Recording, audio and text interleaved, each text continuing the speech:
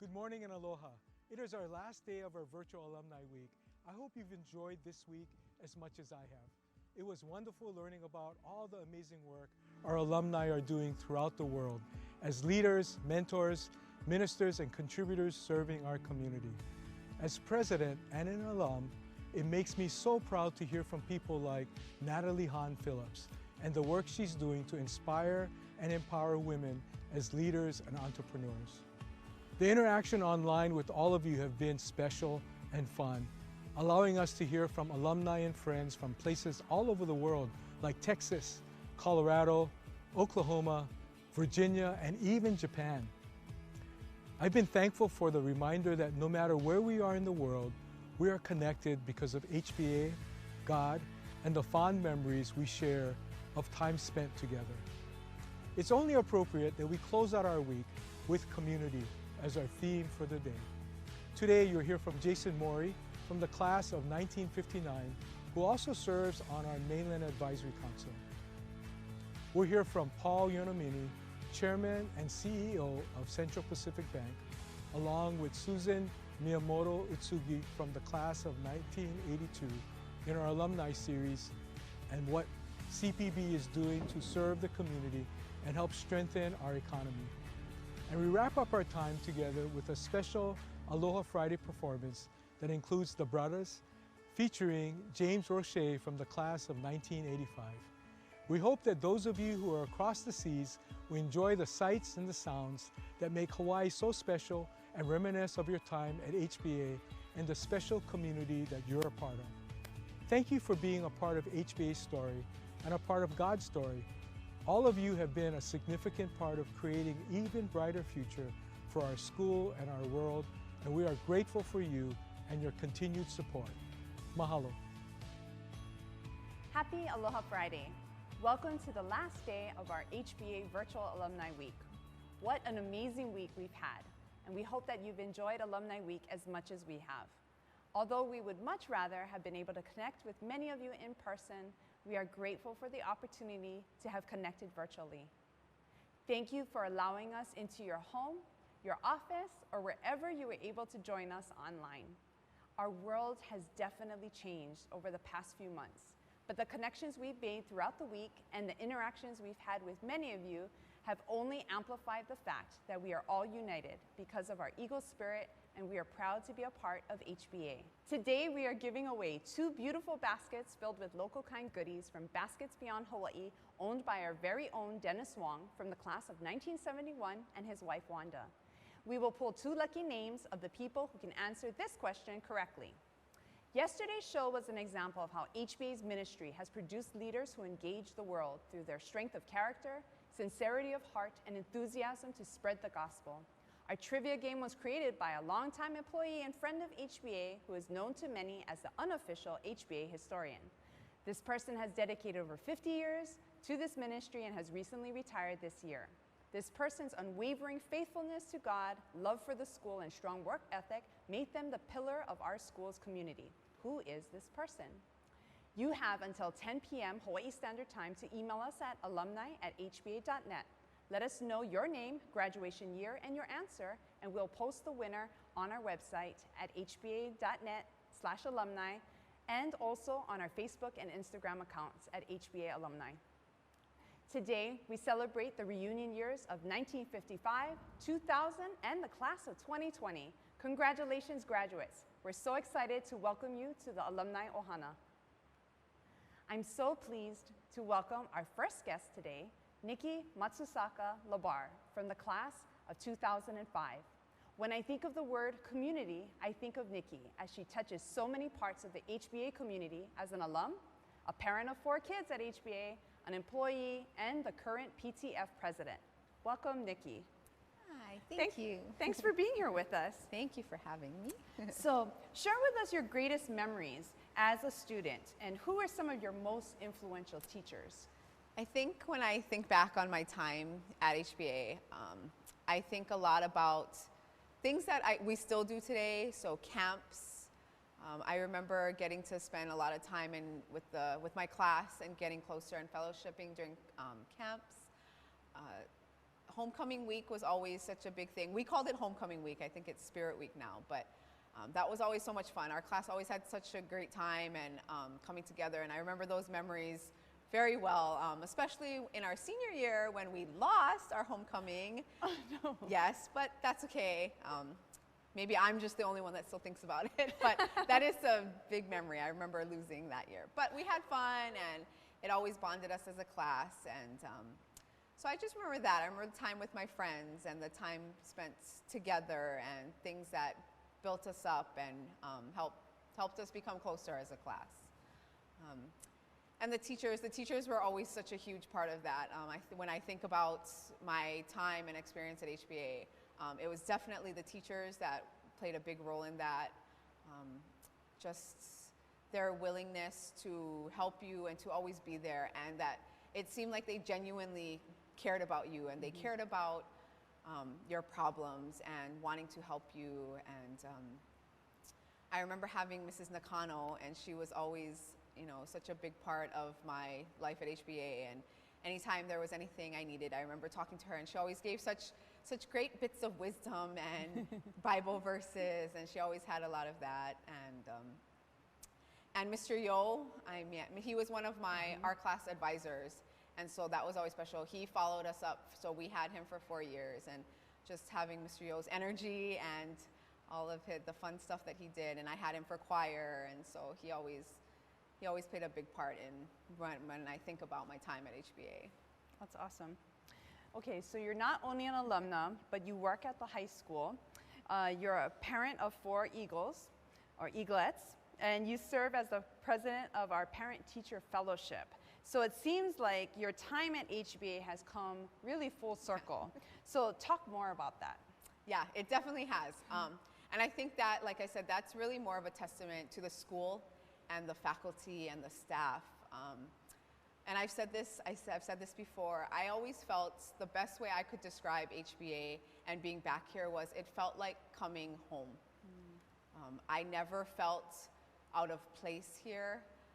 And no matter how many years it had been since I had been back last, when I stepped onto the campus, it felt right. It felt, like I said, like I was being welcomed back home. And that was such a big part of why I chose it for my kids. And it was such a big part of why I wanted to be a part of the community. I wanted to be a part of that. I wanted that for my kids. And then I also wanted to be a part of that for other kids as when I joined later as an employee. So yeah, I mean, it started when I was volunteering for CEW week. So I used to come in and I used to help organize all the kids' seminars. And I would just kind of be there as general help for the week. And then I did that for about 3 years. And I realized each year as I would come back that was something I wanted to do, that this was a place I wanted to be at. And at the time, there weren't any opportunities really for me there. So I would continue to come and volunteer and just wait and see that maybe there would be something that opened up. During that time, the opportunity arose for my kids to come and be a part of this Ohana, this family. So my oldest and my middle daughter started here. My oldest was in 3rd grade, and then my middle daughter came in kindergarten. And so I felt like maybe that was the way God was calling me back, was to be a parent and to help out in that way. So as they were going along, I got more involved, helping as a parent and doing those kinds of things. And then my 3rd daughter joined, and I was still looking for a way in, and it didn't seem in the plan, God's plan for me at the time. I had applied for a job and I didn't get it, so I felt, okay, this is not what He's calling me for right now. My role is as a parent, and I continued on, and I was at a point in my life and my other job where I was ready to move on. The job I held was not only getting to me emotionally, but I was getting physically sick from being there. And I just remember praying, like, okay, God, there has to be something more. There has to be something, at HBA. And that was constantly my prayer, was that something at HBA would open up. I felt like that's where I was being called, but there were no opportunities. So then I started to doubt maybe myself, like, okay, maybe this is more something I want than God is calling me to. But really it was all, you know, in God's time, in God's plan. It was wait, it was be still, listen. And then an opportunity came up. There was a job opening that I applied for at the high school, and I didn't get it. So again, I said, okay, I don't know. I don't know what I'm gonna do. What's next? And then not long after that, a few months, 3 positions became open at the high school. And so they called me because they knew I was looking, and they said, you know, hey, why don't you interview for these? These might be good for you. So I went in and I interviewed for all 3 positions at once, and I thought, you know, okay, surely this is God calling me here. One of these has to be, right? There's 3 jobs open. You know, God's finally bringing me here, and I didn't get any of those 3 positions. So I thought, okay, this is it. This is just me. This is me being selfish. I just want to be here. This is not in my plan. And my youngest son was going to start kindergarten that year. So I said, okay, I have 4 kids here now. I'm meant to be here and, you know, be a parent and help in that way. And I was okay with that. And about a week later, after I had gotten the final call that I hadn't gotten any of those positions, I got another call from our high school principal. And she said, hey, we're thinking of adding a teacher's assistant position to the high school. It's brand new. We've never had this before. We don't really know what it's going to entail, but we thought about you. Would you like the job? And this was about 2 days before new teachers were supposed to report to work. So it was it all came together perfectly in his time at the end, and in all his faithfulness, he provided, and I had my way in. And the job I have found ways to succeed, and in ways that I never thought were possible. I didn't think that I would enjoy working with older kids as much, because all my kids are younger, so all I know is younger kids and what they like to do. So I didn't know how I would fit in there. And again, in God's faithfulness, and it was such a blessing. I have found such unexpected joy in working with these high school age kids, and it's been such a blessing for me. And I love being up there with them. And then the opportunity came up to take over as president of the Parent-Teacher Fellowship this past year, and I said, sure. You know, I love to keep busy, and I love to serve in that way as well. And I thought it was just another great extension and another great provision. And, you know, when he provides abundantly. So that's awesome. I love that story. So in your various roles that you have with HBA, how do you share your faith with others? Yeah, sharing faith can be hard. It can be hard in anything, especially when you're working with some of the high school kids.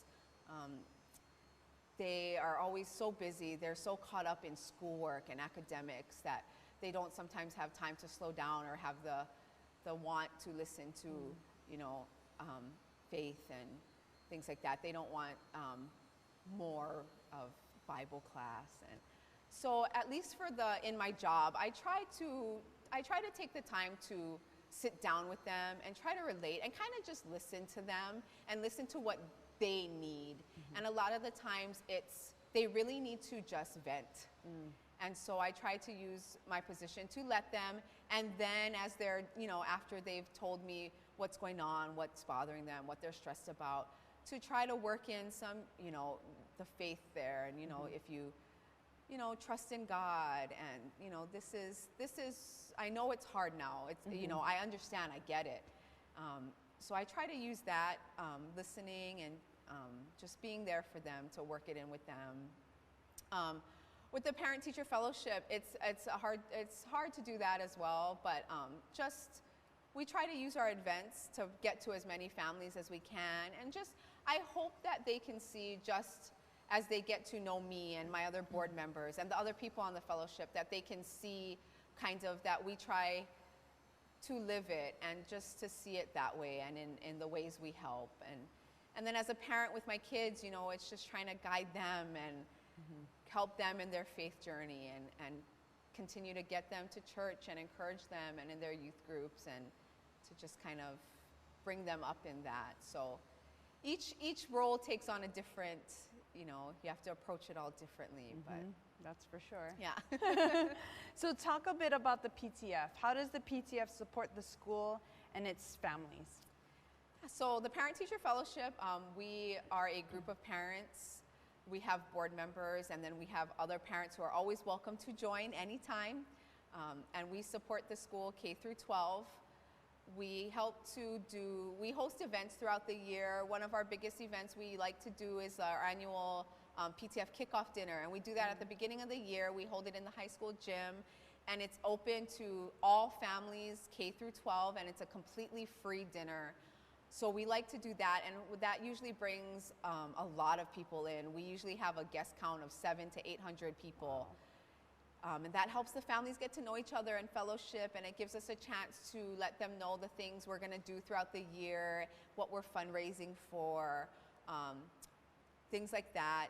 Some years we host movie showings, so we'll do showings of movies like Overcomer, we did this past year, and we subsidize some of the costs and the families pay the rest, but that's a way to also get them in to fellowship, to show them a faith-based movie.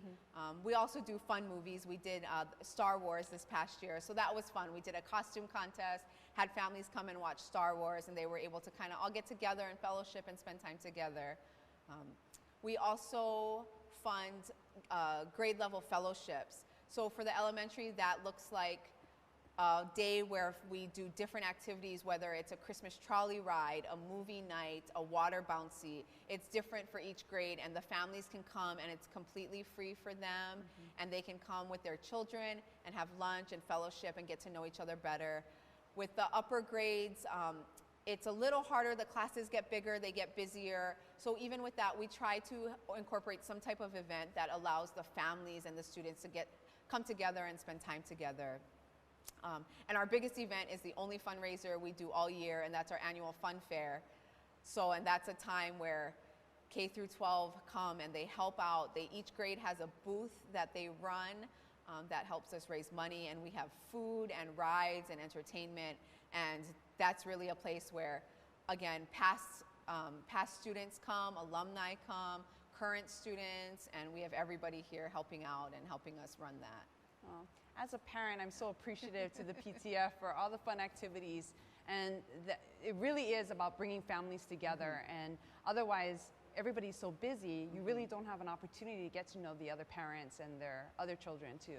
Right, it's hard. I mean, you see it like you only kind of see each other in passing in the hallway. So we want to try and do these events where everybody can come together and you can know your class and you can know the family, because chances are most of them you're going to follow up all the way through, and it's always so much nicer when the parents are friends and can socialize, and there's that kind of community with them as well as the students. Yep. So if you ever need anything or anything comes up, you know the group and you know the class. So. Yeah, I think for my graduating class, our parents were so tight that some of the parents were feeling bluesy when we graduated because they didn't have their friends to hang out with. Yeah, I think sometimes maybe the parents like to hang out more than the kids, but it's always nice when they can get along and fellowship too. So, right. Yeah. So with COVID-19, how has the PTF had to adjust with the cancellation this year of Fun Fair and other planned activities? So what innovative ways or things that we can look forward to in the future, near future for PTF? Hopefully near future, fingers crossed. Yeah, we were all so disappointed we had to cancel this year's Fun Fair. I mean, the board, and we know the kids look forward to this. So we were very disappointed that unfortunately we had to cancel it this year. So with that, we've been looking at new ways, since the future is ever changing and things change daily. We're not sure what's going to happen next April, if we're going to be able to hold it. I mean, as of right now, we're planning to hopefully all be able to be back together and have some kind of modified Fun Fair on campus. But until then, we had to cancel some fellowships as well. But we've been looking at other ways to help incorporate the community and the fellowships in the class. Unfortunately, we don't think kickoff dinner will be able to happen either. That's just a large amount of people being able to be together. But we are in talks to do some kind of virtual kickoff dinner, so at least there can be a way for parents to get on and still kind of hear the announcements and what we're about and what we're doing, and if anybody wants to join. We're looking to hold an Eagles Closet before school starts.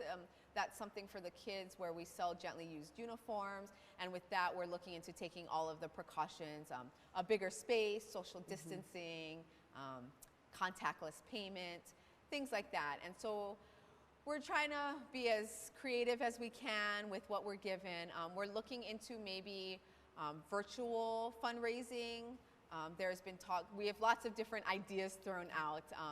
Maybe some kind of online fundraising that we can do to minimize contact if we can't all be together. So we are in the planning stages. We're gonna have a planning meeting soon, also probably virtual, but hopefully with that, we're gonna be able to come up with a lot of fun new ways, so stay tuned. That's great. Yeah. Thank you so much for joining us today and just sharing a little bit about yourself, your experience as an alumna, but then also in your role as PTF president, because that's such an important group that really keeps our families and our faculty and staff and the entire school community together. So thank you so much for joining us. Thank you. It's fun. Thank you for having me.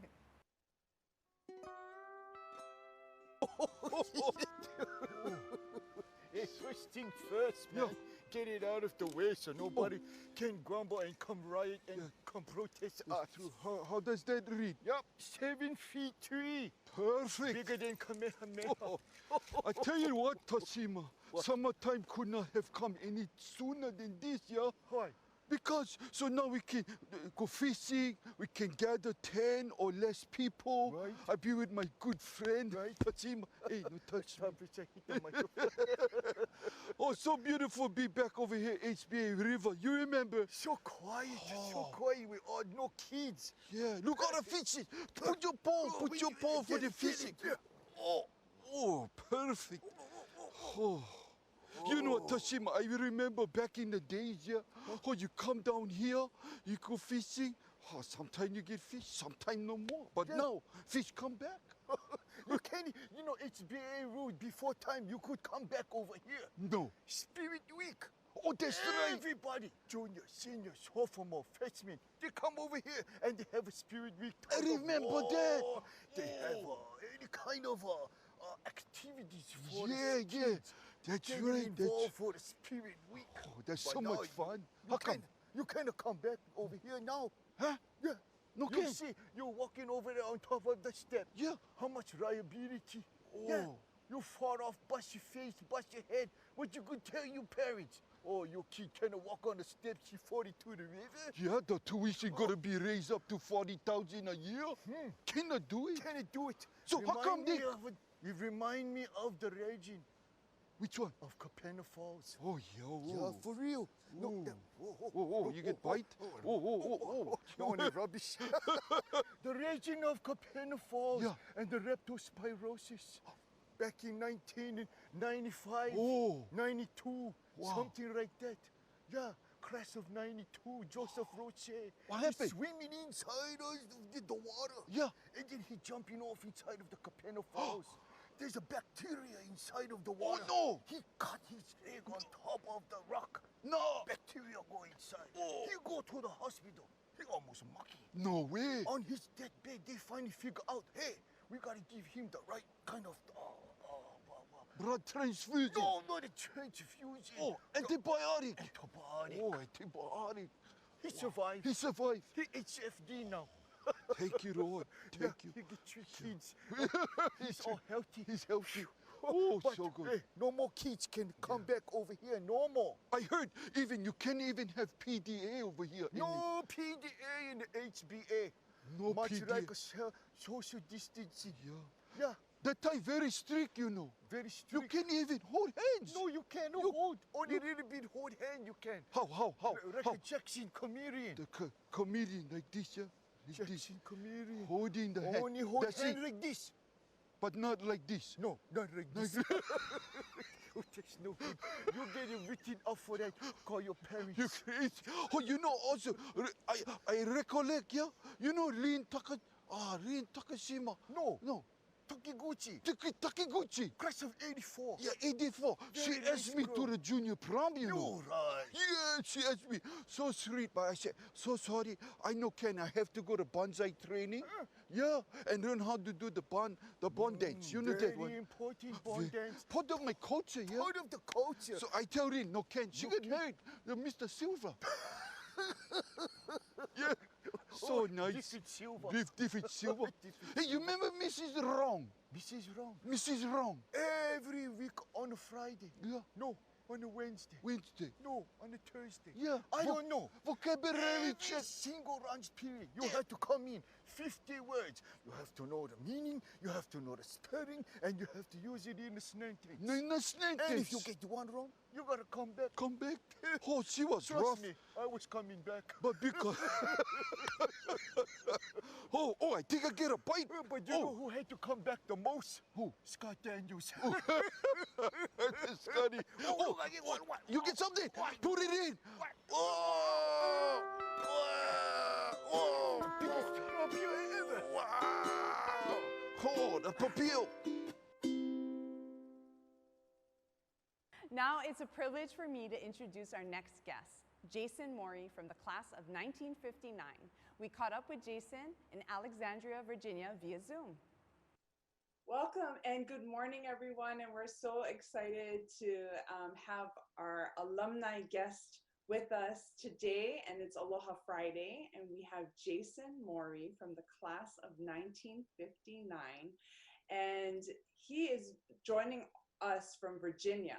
And this is so exciting to be able to have him as a part of Alumni Week, our virtual Alumni Week, and to interview him via Zoom. So thank you so much, Jason, for being here with us. Thank you. Thank you for having me. It's, as I mentioned to you via email, it was always a question, why me? There were 5 graduating classes before me, and a lot since, so yeah. But appreciate the honor, and we can have this conversation and we can discuss history, because I represent history. Good history.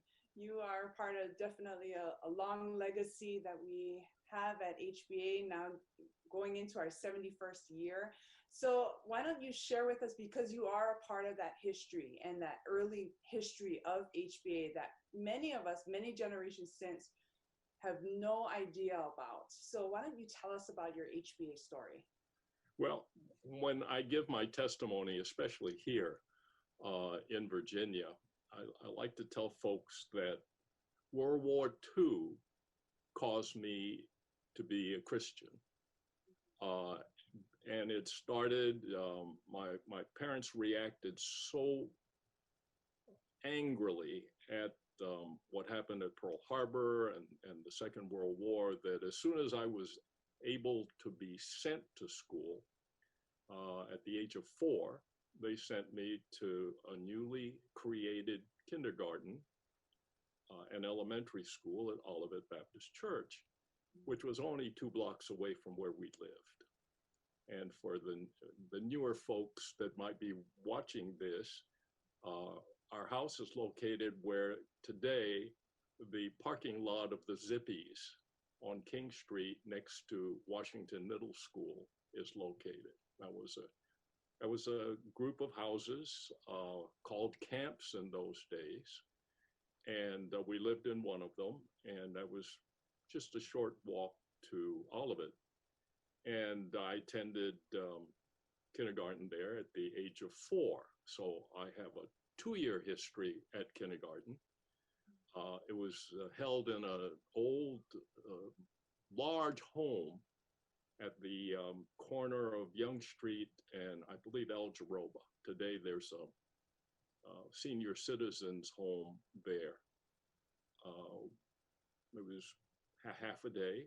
Some of the teachers were missionaries who had been sent away from their mission field because it happened to be in the war zone.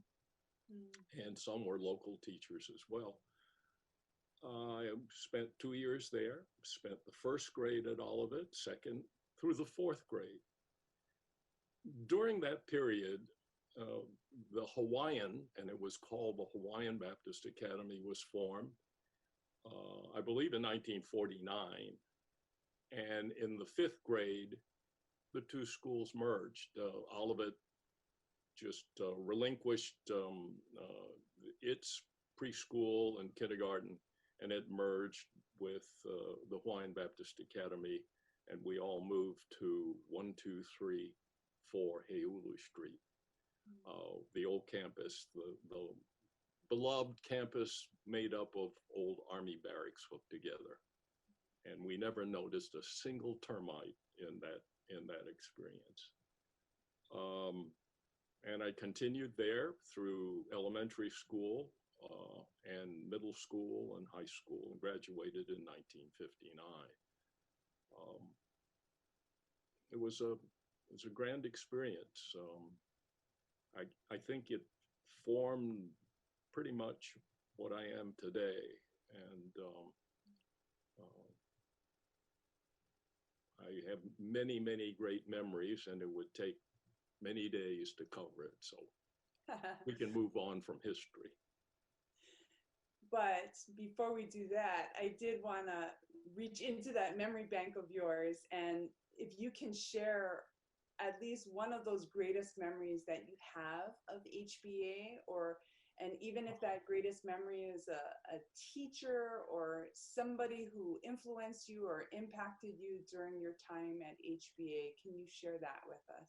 Sure, and it's not singular.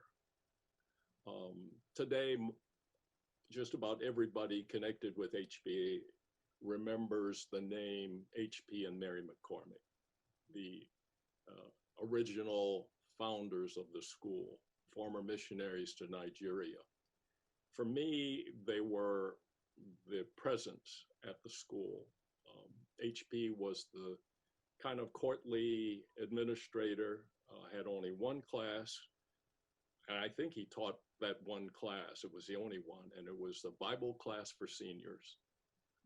He was always a courtly fellow. That's the best way to describe him. Mary was the nurse for the school, but I called her the enforcer. She was more the disciplinarian. So you feared being sent to Mary McCormick. You didn't fear being sent to HP, but they were wonderful people.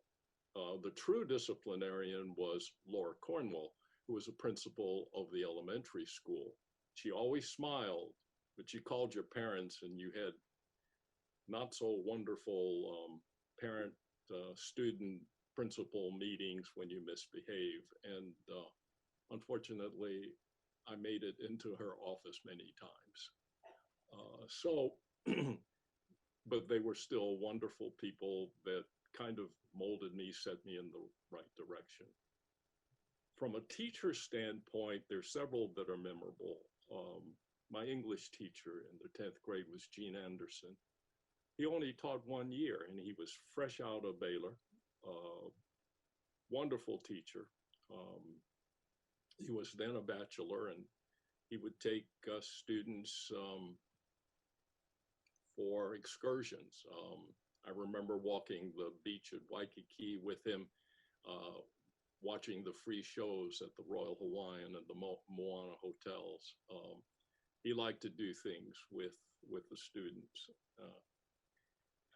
Another was Frances Weeks, who influenced me a great deal. She was the math teacher in my high school years. She was dedicated to teaching math, but also the Christian walk. She was a single lady from North Central Mississippi. Her last year was my last year at HBA. She moved on to teach math at a high school in Japan, at a U.S. Air Force base there. And I saw her only one other time after graduation, but she made a large impact. And she was the one that influenced me to go to Ridgecrest Baptist Assembly to work the summer immediately after graduation. So I left home 3 days after graduating from high school to Western North Carolina to work as a busboy at a large Baptist camp for mostly adults, about 3,500 adults per week. And that's where we met Melinda. I was a busboy and she was a waitress, and we waited on the same tables. It was a great experience because you only worked during the meals. The rest of the time you could attend meetings, you could attend worship services, or you could go out and have fun because frankly, the staff was made up of 435, mostly college age people, 300 of which were young ladies. The ratio was very helpful, and it was a great summer. After that summer, it helped me orient myself to living on the mainland. It made me more comfortable. It was like going to summer school on the mainland, but a very social summer school. What did your parents think of that? What's that? What did your parents think of that? Of you leaving? When you're the only son of an only son of an only son, and no one had been to college before, I was going. Really didn't have a choice. They didn't mind the idea that leaving home, going to the mainland would be a good experience. Now, they did caution me in those days. Interracial marriages were not necessarily championed by people of Japanese ancestry. So their only admonition to me was, please don't bring home a redhead. Fortunately, Melinda's not a redhead, so I followed their admonition, and but really they were okay with it. It was a good summer. We talked several times, though very short period of time, because long distance calls were very expensive in those days, and there weren't many phones at Ridgecrest. But it was a great summer. Met some great people, both on the staff as well as guests. Met Billy Graham that summer as a very young man, and some leaders in the convention, outstanding preachers. So it was a good summer. Well, tell me a little bit about, Melinda. We're hearing the name Melinda. I know who Melinda is, but for our audience, who is Melinda, and tell us about your family. Okay. Melinda is from Western North Carolina. We met through a mutual friend. A missionary kid from Hawaii was a young lady that I was dating when I went to Ridgecrest, and the three of us worked at Ridgecrest. But that's a different story, and by the end of summer, the relationship had shifted, so to speak. So Melinda and I met in 1959 and were married in 1965. So we're kind of slow movers. She attended junior college, college and graduate school in North Carolina. She went to Marsville, which was then a junior college, Wake Forest, where she got her undergraduate degree, and then University of North Carolina at Chapel Hill for a graduate degree in social work. And she became a family counselor professional. When we married, we moved here. And actually, one of the great ironies is when we moved here together was the very first time Melinda and I lived in the same city. We hadn't, when we dated, it was, when she was on, it was remote. I had to drive somewhere to take her to go out. And so that was a better experience, actually. Right. Her graduate degree was earned through the federal mental health scholarship, and she felt she owed it back, even though it was a free grant, to work for a government agency. And she ended up at a children's ward of a public hospital in DC, and that was quite an experience for her. So we were married in 65. Over the years, we adopted 2 children. Jenny is the oldest, and she lives in San Antonio and is a math specialist in the public school system in San Antonio. Our son is here and in Arlington, Virginia, and he runs his own residential real estate appraisal business. We have 2 granddaughters. Both have finished college, and one is a account exec for an insurance company in Austin, and the other is an elementary school teacher outside of Houston. And we even have a great grandchild, Bennett, who was born 2 years ago, the son of our oldest granddaughter, the account exec in Austin. So we're spread out, but it's a great family and a great family to be proud of. That's wonderful. Yeah. So I'm go sorry. ahead.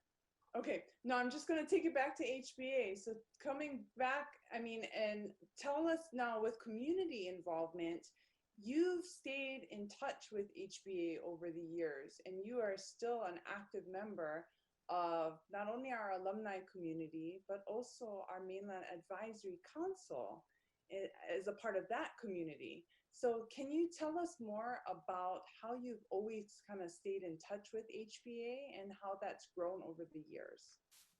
Well, I think you give me too much credit. We came over the years. HBA has been fixed in my memory. It was a meaningful place. I owed a lot to it, but I kind of put it in the background. And I think a lot of alumni might be guilty of that. You're working on your immediate family situation, your careers, and what got you there, your foundational period of your life, you tend to not dismiss, but you put it in the background. It's like your screensaver, if you will. So we came in 99 for our 40th, 1999 for, I think, our 40th meeting.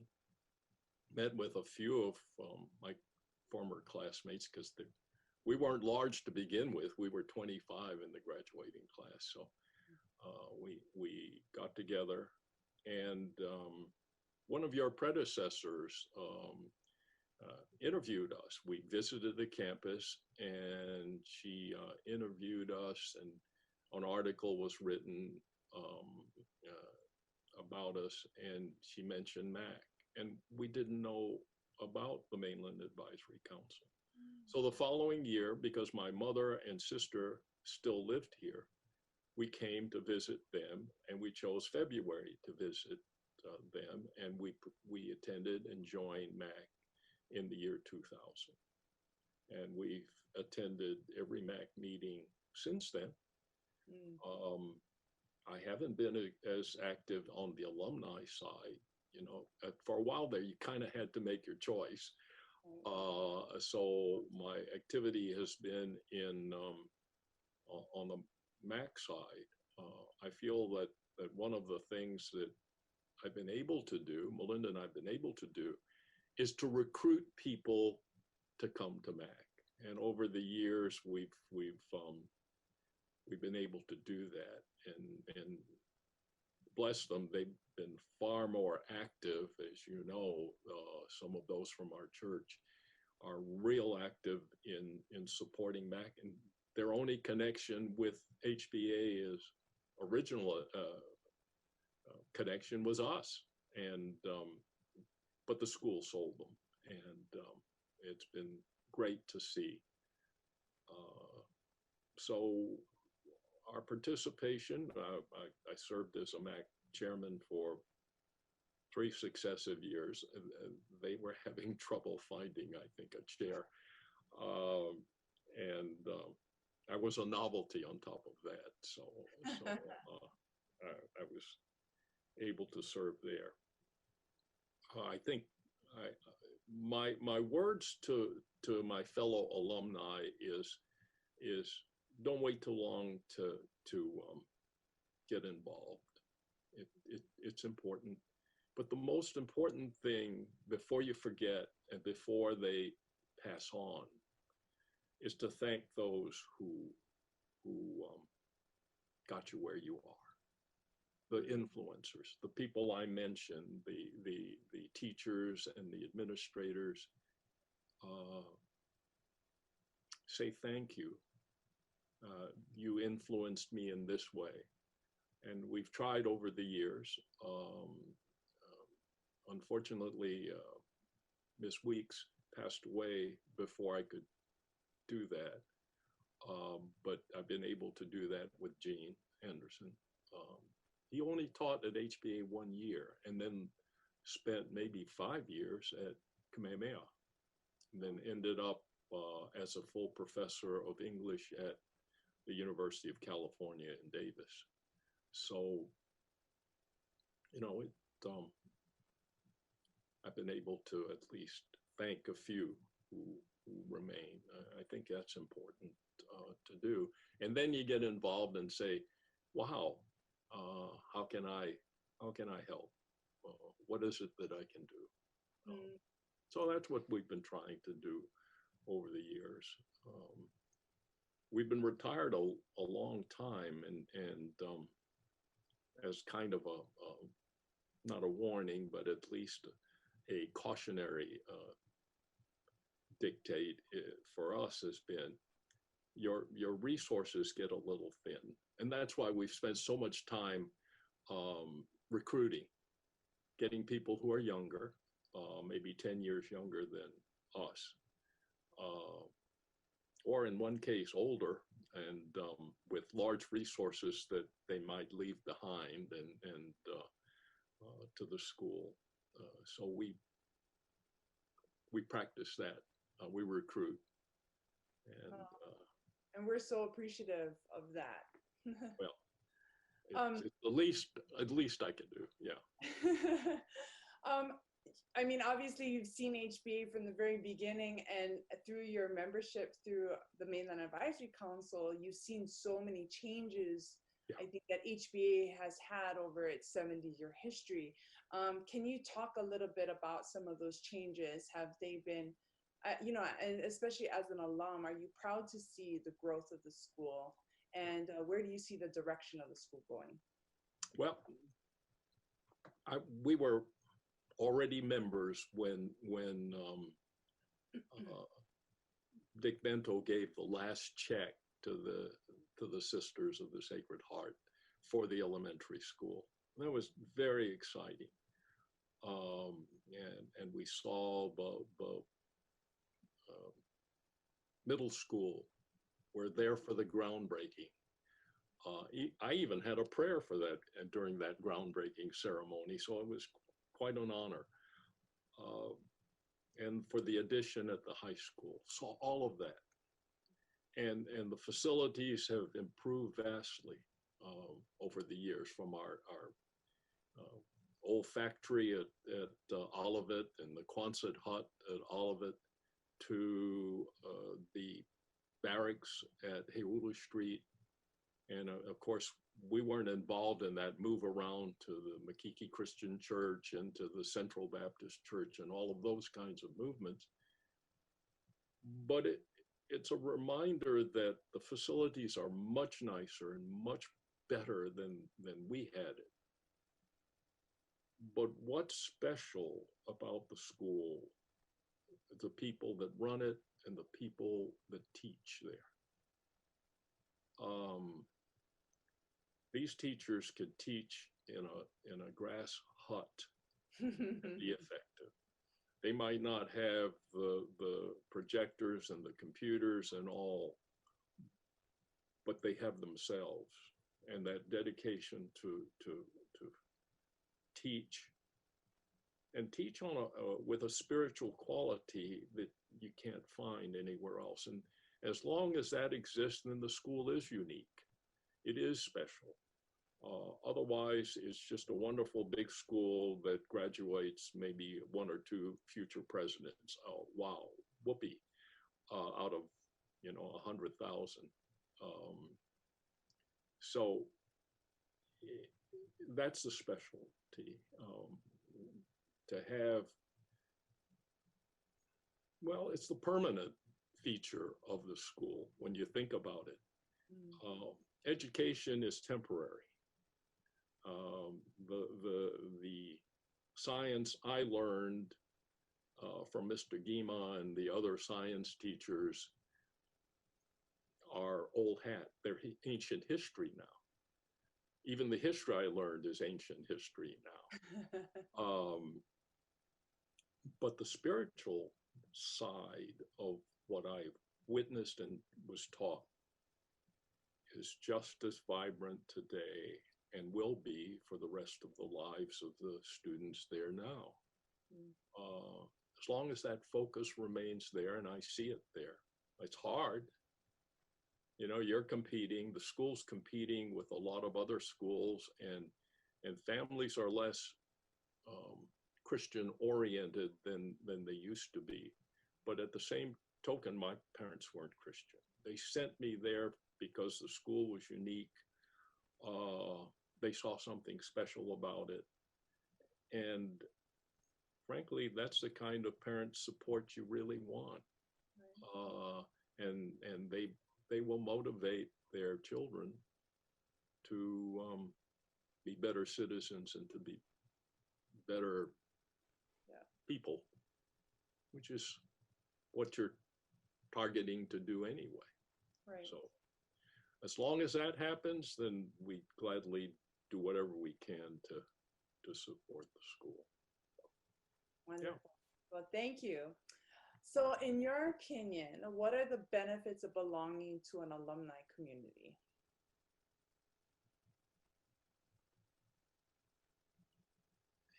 Benefits. Of course, the support that you can give the school is a given. The school cannot rely on tuition, as you know, and even endowments are fluctuate, and in our current economic situation, that's a hardship. And tuitions are expensive. Even though our tuition when I was first starting at HBA was, I think, $165 a year. Right now. Well, but remember, inflation will kick it up substantially over, 50 years. No, 60 years. So it takes support, and the support must come from people who understand the value of what they're supporting. And I think most of our alumni, me included, understand the value of what we support. It's not like giving to, a charity, which you think is a good thing, but you really don't know all the ins and outs. Someplace that you're tied to with your history, the school, makes it a real gift, a real charity, a real thing to support. So yeah, that's to me, that's the key. Well said. So what would be some advice that you would give to our newest alum, especially this class of 2020? They've undergone just a very different type of senior year, especially ending their senior year so differently. Being on online school, we just had their senior send-off, in not too long ago, where it's a whole just new experience where they have to wear masks or that physical distancing from each other and not having a true graduation. But what would be your advice to this class as they leave HBA and start that new journey the next chapter or phase in their lives. Okay.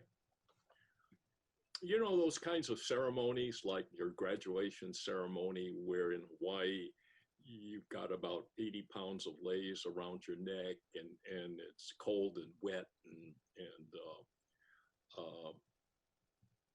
you may not remember unless you look at pictures too far into the future. They're great while it's happening, but temporary.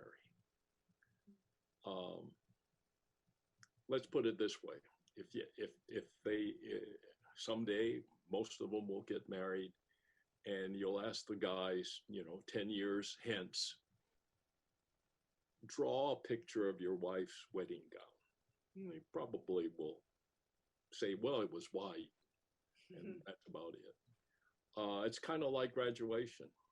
You remember vaguely you went through a wonderful ceremony. People really lauded over you.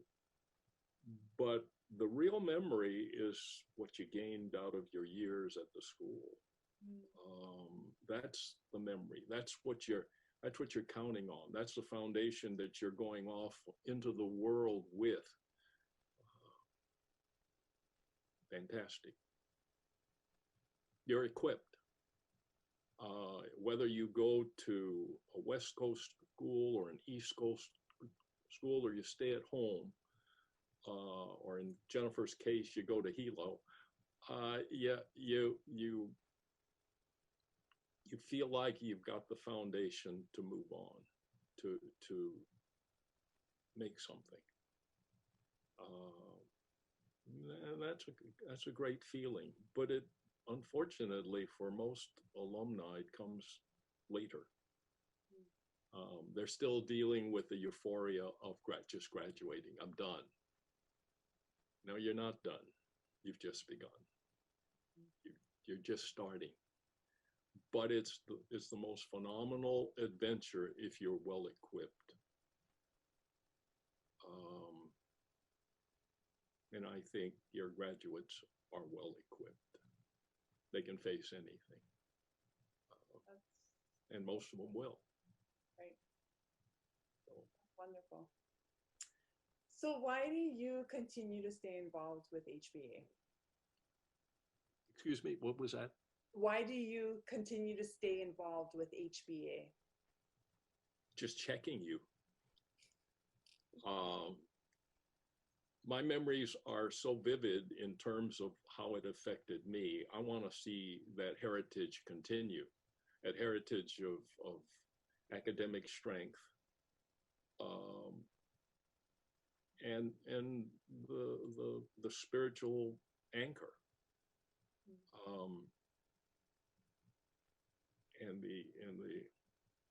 I think about life is kind of a speedboat. Your education is your high-powered motor. Your spiritual life is your rudder. It's small, but it makes you go in the right direction. And the school provides both. And when I say it, I'm kind of like a checker. It's yeah, I want to see it continue because it's priceless. Where else can you get super education and super spiritual foundation? Not many places. And you gotta once you're enrolled, you gotta attend. It's not like church where most folks treat it as optional today. Okay, going to school and participating and coming out the other end as a well-trained, well-grounded human being. And you're locked in. That's one of the great benefits of a school, of a good school. That's wonderful. Thank you so much for sharing and spending some time with us today. I'm so excited that we have this virtual alumni week and we're able to connect with alumni, not just here locally on island, but abroad. And this has been such a wonderful experience. And I so appreciate you, Jason and Melinda, and for your continual support of HBA. It's been such a blessing, and you folks have been a blessing to me personally and to my family. So thank you so much. We really appreciate you. Well, it's a two-way street. The blessing we receive is one of the reassurance that it's getting done. It's on the right track, and whatever we can do to help support that is pretty neat and pretty satisfying. So, yeah. We have an awesome Aloha Friday lined up for you. Susan Utsugi from the class of 1982 and Paul Yonamine, Chairman and CEO of Central Pacific Bank, will be joining us for our Alumni Leadership Series. And then we'll end our time together with a fun Hawaiian-style pa'ina with the brothers and the beautiful Hawaiian music from Kekoa Kaluhiwa, Hoku Zudameister, and Pono Renowned. Accompanying them for Sabhula is Kekoa's wife and graduate of the class of 1994, Cheryl Arakaki Kaluhiwa.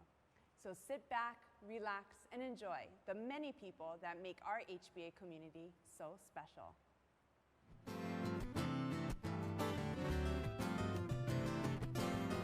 Au he awale o e o maunaloala ki ka la nui hoi hoi mai o e tu alohala e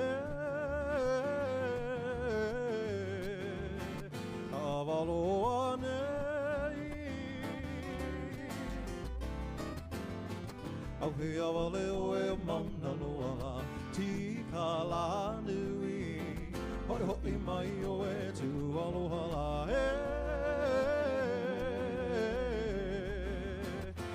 Waloa nei Wahiki no e hele nala me kai po manuahi Hara uno I au ni ho o ka hila he Kahi vela o ka haua Wahiki no e hele nala me kai po manuahi ana uno I au ni ho o ka hila e kai vela o ka haua o haina ka popopola hai ai zelelu ara uno I sa vele nei la Tota ma'amio mio O haina ka popopola ai ai ka elelu Ana uno I asa vele nei la I ko ka ma'amio mio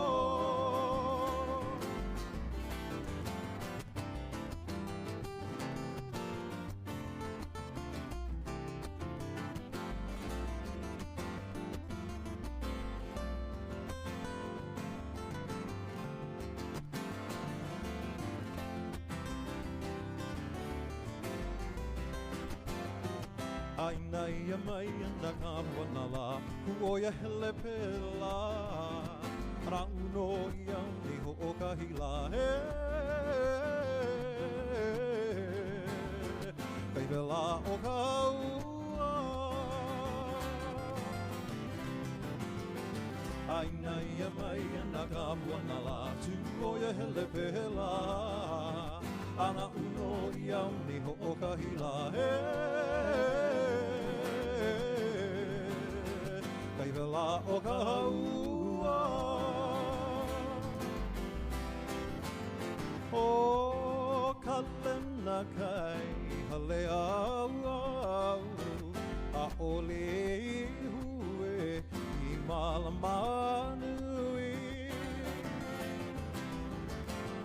O ka lena kai hale au au A ole hue I malamanui O ka ehu ave o mohuleia. O ka ehu o ke kai, a ka moe nā ave o mohuleia. O sama ino ia haolu taua a o ka ala kau mai luna. O ka waino ia laha olu kaua a o ka ala kau mai luna.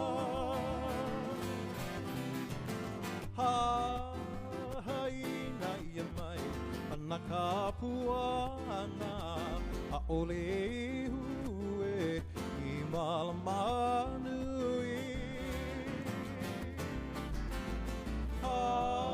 Haina ia mai ana ka puana a ole hue I malamanui. Maki ai lana ke aloha la, aina i ta ehu o ke kai. Maki ai lana ke aloha la, aina i ta ehu o ke kai. He lua e kolu no mākou, ai tahi lana ahi e hie. He lua e kolu no mākou, I ka ai lana mahi e hie. O ka leo ka vai ka ui aloha I ka I mai nei he anu taua. O ka leo ka vai ka ui aloha I ka I mai nei he anu taua.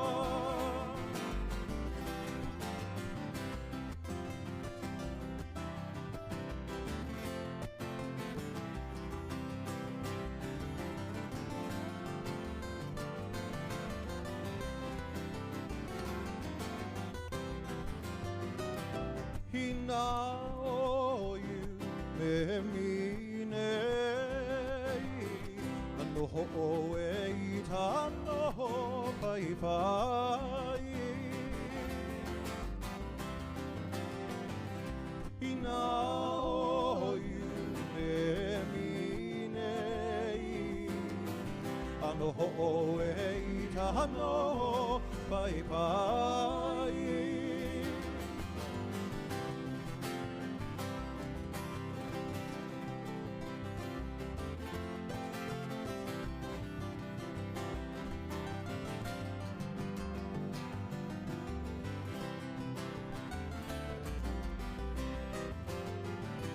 Haina I hamai ana ka puana Maki ai lana ue ka mana o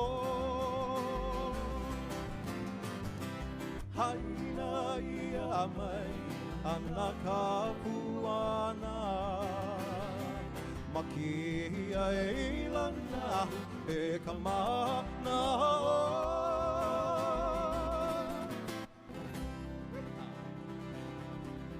Mr. Pono Renard down the lead.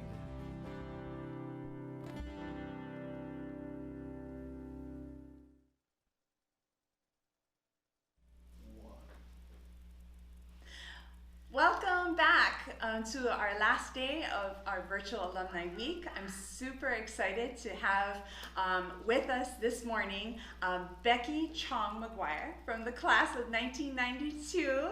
And Becky here is our admissions director at our elementary campus. So welcome, Becky. Thank you. So happy to have you here with us. Thank you. So why don't you tell us about your HBA story? I know you have a really neat one. Oh, okay. So my parents started me here in 6th grade. So I have two brothers, a 89 and a 93 in terms of graduation years. So the plan was that my parents followed was that we all went to Einheim Elementary because we lived in New Valley. And then we were going to be put in HBA for 6th grade with the intention of moving us to a bigger private school in 7th grade. So that happened with my brother. And then 6th grade came, so I enrolled here. I was at the Nehoa campus across from Roosevelt. And it was just Mr. K and Mrs. K were my teachers. They were my 6th grade teachers. And I had Pat Murphy, she was my counselor. And so when the time came for testing for commitment, I told my parents, I really don't want to go there. I want to stay at HBA because I just really loved the teachers investing in me. I loved my experience. And so I begged my parents if I could stay at HBA, and they, you know, of course, they had to pray about it. They had to figure out finances because it was going to be more than potentially what the other school was. My grandpa ended up helping pay for my education here, but I'm so glad I did. My two brothers went to that other school, but I'm glad I stayed because I think for me it was the right fit. I think I needed teachers who were going to invest in me. I needed a smaller community, and so for me, I'm just so glad that I stayed at HBA. And it's a thrill for me to be able to work at HBA, right? To work in my alma mater. And to follow in the footsteps of Mr. K, who was my first teacher, and he's the admissions director that I took over from. And so it's a lot of big shoes to fill, right? Because he knows so much knowledge. Like he'll see someone, and he even remembers my brother who only came here for 1 year. And he'll see somebody and he'll be like, Terangushikuma, you know, class of 96. He'll remember them from that long ago, right? So it's been hard to fill his shoes, but it's been also a blessing to be able to continue on the good work that he has done, to be able to do that here on the elementary campus. And this is such a beautiful campus. I never got to come here. I came to the Nehoa one, so it's been cool to kind of experience HBA on this campus. Right. Oh, thank you for sharing that. You mentioned two things, grandparents and the help of grandparents. And I think we need to give a shout out to a lot of our families out there who do get the support, the financial support from grandparents and extended family. And then the second thing you mentioned about was fit, the right fit for you. So now being in admissions, how do you help families decide or figure out what is the right fit when they're looking at different schools for their children? That's a good question. I would say that, you know, sometimes they come in with a preconceived idea of what HBA is, right? Or simply it's one in a list of many schools, right? And so talking through what their child's strengths are, what their child's needs are, also taking a look around the campus and being able to tell them stories and show them what we're doing. I think something must go off in their head, a light bulb, or the Holy Spirit that will say, you know, I think that this school is going to be a good fit for my child. That's good. So share with us I know you already mentioned Mr. K and Mrs. K and Pat Murphy. Share with us maybe some of outstanding memory that really stands out as a student, and maybe another influential teacher that you might have had maybe at the high school. Okay. Well, definitely Miss Spice. Miss Spice, I love Miss Spice. I sang under her for vocal ensemble. I remember her as being a teacher who really invested in, I could feel that she was investing in me as a student. She prayed for me. She asked me how I was doing. And so she's one teacher that really sticks out. But memories, let's see. Well, I have a memory, it's a funny memory. So, you know, we had the stream, right? I don't know if students are allowed to go over there now, but we could go over there during our recess and lunch breaks. So of course, you know, I went over there with my friends and we're walking back across, and I don't know how it happened, but I fell in the stream, and I didn't fall on the shallow side. I fell on the deep side, and I didn't fall in feet first. I fell in body, and so I remember like being wet and super embarrassed, and then to add insult to injury, the 3 boys who I thought were super cute upperclassmen, I could see them laughing at me. I could hear them laughing at me from the 3rd floor of the educational building. So, oh my gosh. Yeah, how did that's you one get of out? the memories. So my friends helped me out, right? Like good friends do. We got a towel from the locker room, and I mean, I wasn't like sopping wet from head to toe, but it was enough that I was embarrassed and that people saw it. And but you know, I remember you were saying that they were telling the story about leptospirosis, so I guess it's good. I didn't get leptospirosis. Right? There's always a good side to things. Right.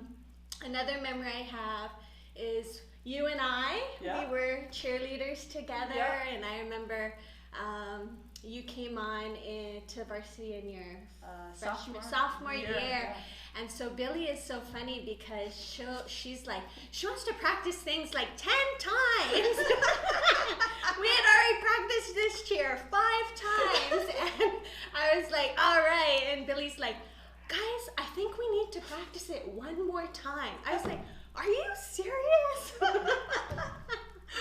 Are you serious? We already did it 5 times, Billy, but we ended up doing it again. Oh my gosh, that's yeah, we had some great times, and we sang together in vocal ensemble. Yeah, great times.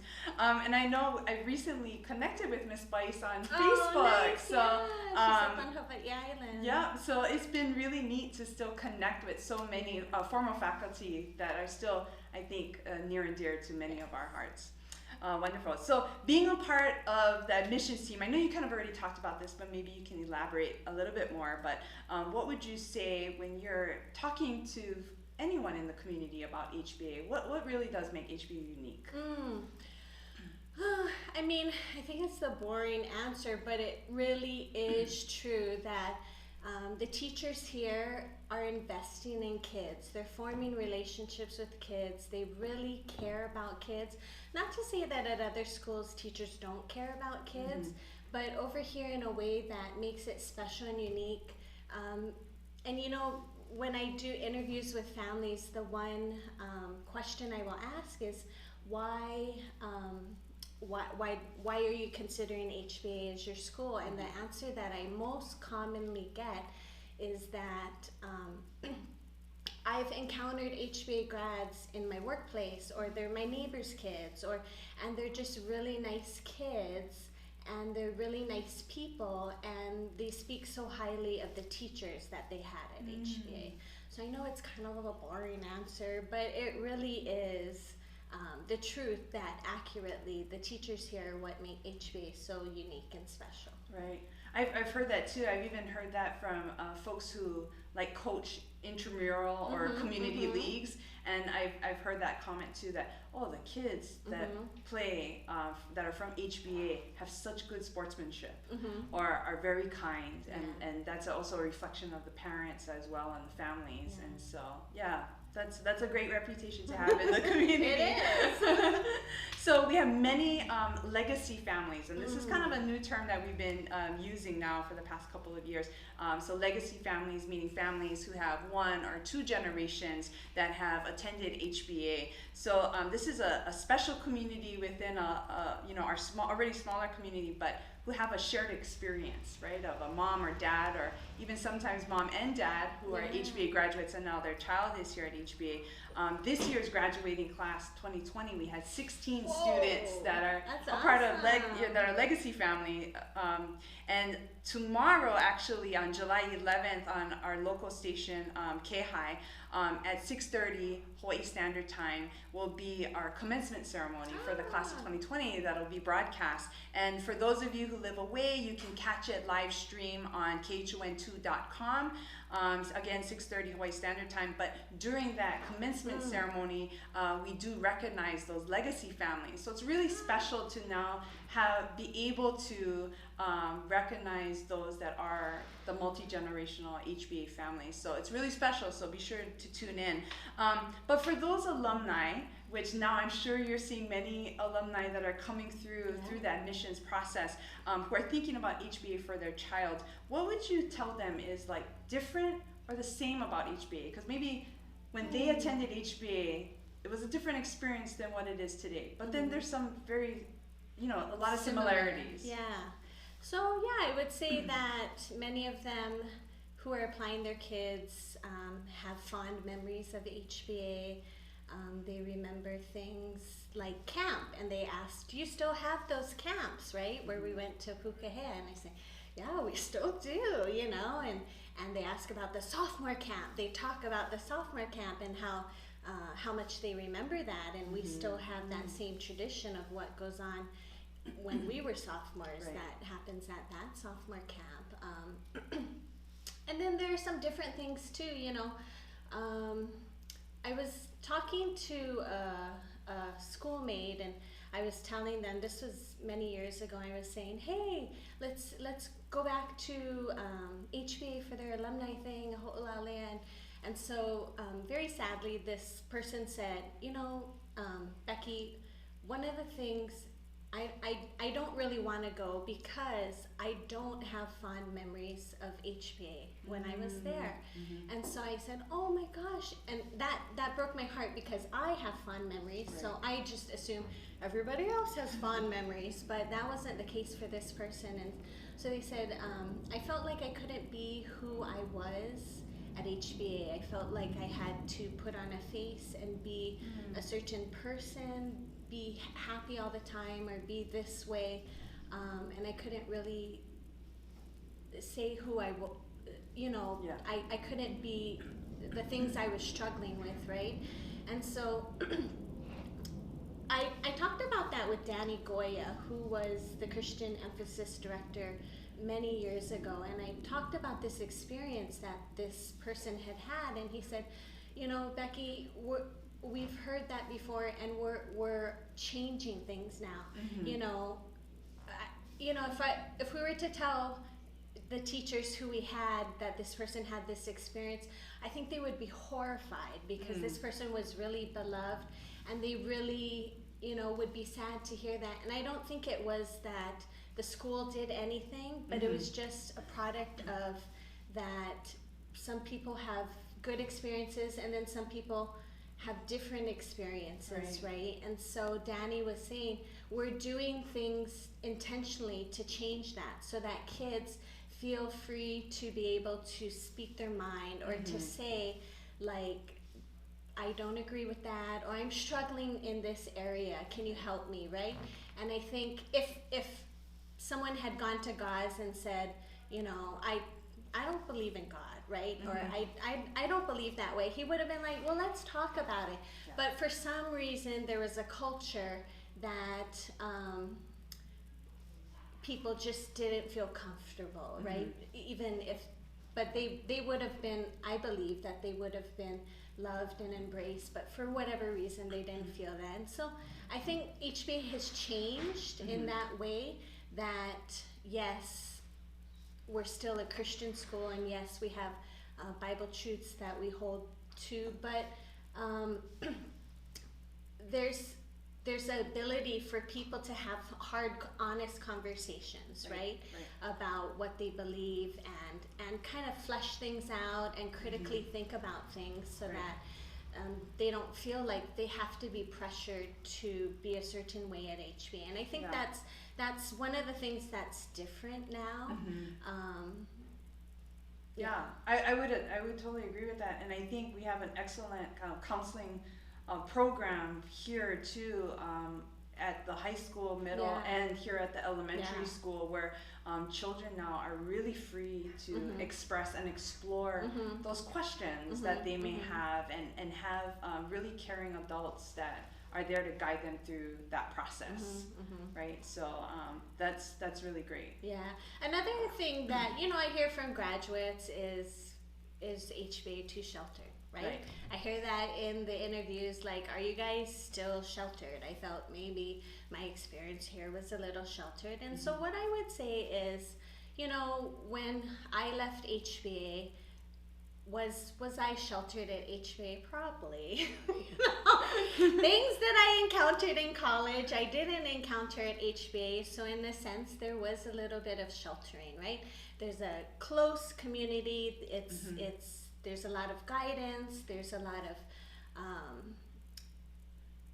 looking out for each other, and sometimes that can result in a sheltered community. And so that's a concern that they bring up. And I think one of the things I share with them is eventually in life I was going to encounter things in life, and encountering them as a 15-year-old in high school versus encountering them as a 19-year-old and maturing, was I better able to respond and deal with the things that I was going to face as a 19-year-old than I would have as a 15-year-old. And I mean, it is what it is, and we try and do the best we can. But I think it's a concern that alumni have. Sure. And I think HBA is doing a great job of trying to address that in the best way that they can. Right. But I think too, with the ESLers, with, the expected school-wide learning results, love, humility, curiosity, right? That really, and commitment, that really teaches and gives that foundational core for the students. So talking about dealing with a situation in high school that maybe you wouldn't have dealt with, but going out afterwards and into college, and now you're dealing with that situation, but you have these core values that you can go back to because you were grounded in that through an HBA education, may help you navigate through that experience. Versus somebody who maybe never had that experience. So that's really good. But speaking of legacy families, so it's cool. We just did class assignments this year, and so one of Mrs. Lichtenberg, who was formerly Miss Kakimoto, she had her first year teaching here at HBA. She had a certain class, and so one of her students has just applied, her son, and he got accepted, and so they've enrolled him, Joe Wong, 2001, I think, Illinois now. And so her son, Jace, is going to be able to be in the same class, or the same kindergarten teacher start off that his mom had, right? And so she said, it's going to be really special, Mrs. L was saying, it's going to be really special for me to have this child, because he's a legacy child, because I had his mom as a kindergartner. So it's kind of full circle. So it's reminded me when you talk about all those legacy kids. Yeah, and that was a theme we've heard through in the beginning of the week with Miss King and the Homs, where they still, they've had an opportunity to teach legacy children, right? Or even substitute teach legacy children. So that's really neat to see that and make that connection. Another thing I would say too, what I've seen with some legacy parents that have come back is, you would have never thought, you have talking about people's different experiences, but it was kind of like back then, I would never think that they would come, and bring their child back to HBA. But so many later on in life realize, I think, the type and the quality of education that they received at HBA, and they want that foundational grounding for their children. And so they end up coming and enrolling and having their children come to HBA. So that's really neat how life takes you full circle. Yeah, did you ever think your kids would be at HBA? I know, that was always the goal. I know, and I'm excited that both of my children are here. So with COVID-19, talk about the admissions process now too. So if anybody who's out there who's interested or curious about what is the admissions process, but it's also had to pivot a little because of social distancing and just safety and health for families. Talk about that. Sure. Oh gosh, yeah, we've had to pivot, and so of course, when the stay-at-home orders, we weren't able to be on campus or have visitors to campus, so we were having to do some virtual interviews, virtual tours. Of course, now that we're able to bring people back on campus, there's a procedure with temperature checks, masks, social distancing. So yeah, it looks a little different, but virtual tours are never the same as being on campus, being there in person, and being able to get to see it. So hopefully we don't have to go back to doing virtual, but we're in a position that we can test people virtually, we can have virtual interviews, we can do virtual tours. That's not ideal.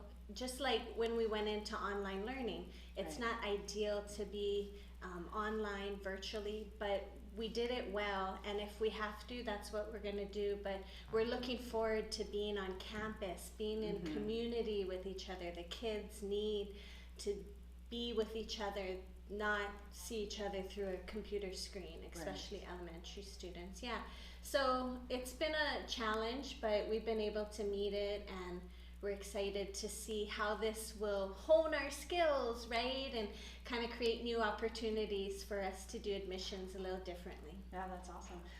And then can you tell us the start date of our fall school year, and are we still accepting applications? Yeah, so our start date is August 3rd, so it's coming up quick. And we've had a bunch of late applicants, especially with the DOE coming out with their plans, and maybe for some parents, they're thinking that's not going to work. So we've been able to test some applicants lately and do some campus tours to be able to accommodate those. And with COVID, I think people who normally would have been able to make a snap decision like yes, financially it's been a little bit harder for them, so we have spots that normally would have been filled, that we have a couple spots that are open, so we are still taking late applications and admissions for elementary as well as middle school, high school, and select grades. So I would encourage you to just check us out, right? And so you can find me on the web under chat with admissions, under the admissions tab. I was looking for my email address last night, but I didn't see it, so I guess you gotta do the chat with admissions tab. Oh, that's neat. So it's like a live chat? Kind of. Or within a period of time you'll be able to get back to families. Okay, that's great and wonderful. And then if anyone is interested, our website is hba.net. There is a tab for admissions where you can learn more about the school and our direction, and then also our campus reopening plan is also located on the web as well. So for folks who are interested in learning about what precautions we're taking as we're entering into the new fall school year, you can find all that information there. So Becky, what a pleasure to have you. Thank you. And I was so excited when you came on board to join the HBA team.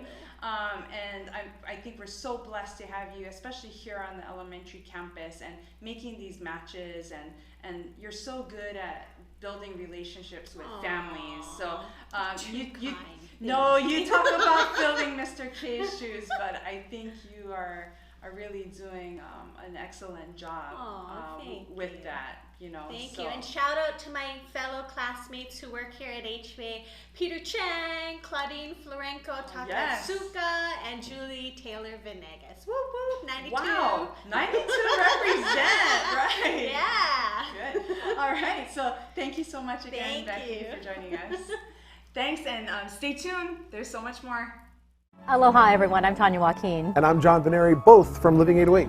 We're excited to be able to invite all of you to join us for Hawaii Baptist Academy's Class of 2020 graduation, airing on K-High on July 11th. That's right. Let all your family and friends know so they can be a part of this special moment for your graduate. We suggest maybe you plan your very own watch party in the comfort of your home. Sit back and enjoy this once-in-a-lifetime amazing graduation presentation. And of course, we are pleased to help the HBA Ohana celebrate this momentous occasion and bring to a close our series of graduations being aired on our stations. Until then, stay safe. We'll see you all on July 11th. I know, we can't wait.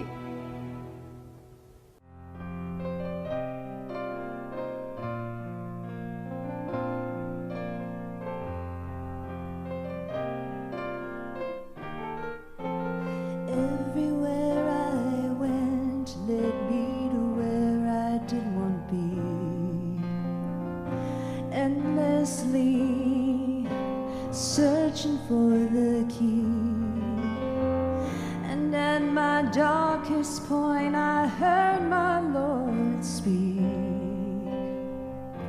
Look no more, just believe. Are you ready to let Him lead? Let Him take you by the hand. Are you ready to concede? He has the best laid plans. Aren't you weary yet of wandering in a circle of despair? Be still, child, and let Him lead. Hi, my name is Shiira, and I graduated from HBA in 2010. I've been cultivated to become an entrepreneur, and I've done so by bringing something that I love from Hawaii to Portland, Oregon, in my business called My name is Brandon, and I graduated from HBA in 2013. In the field of marriage and family therapy, I'm cultivating relationships that reflect God's relational and triune nature. My name is Deanna Wallace Donovan, and I graduated from HBA in 1995. I have been cultivated to become a neuroscience consultant so that I can provide excellence in clinical research. Hi, my name is Joy, and I'm a proud 1999 graduate from HBA. In the field of education, I'm cultivating the future leaders of Hawaii for Hawaii. My name is Daniel Peters, and I graduated HBA in 2002. In the field of financial advising, I'm cultivating biblical stewardship and financial literacy. I'm Mallory Ellis Grotzinger. I graduated from HBA in 2005. In the field of law, I am cultivating compassionate advocacy for families in litigation and transactionally protecting small businesses.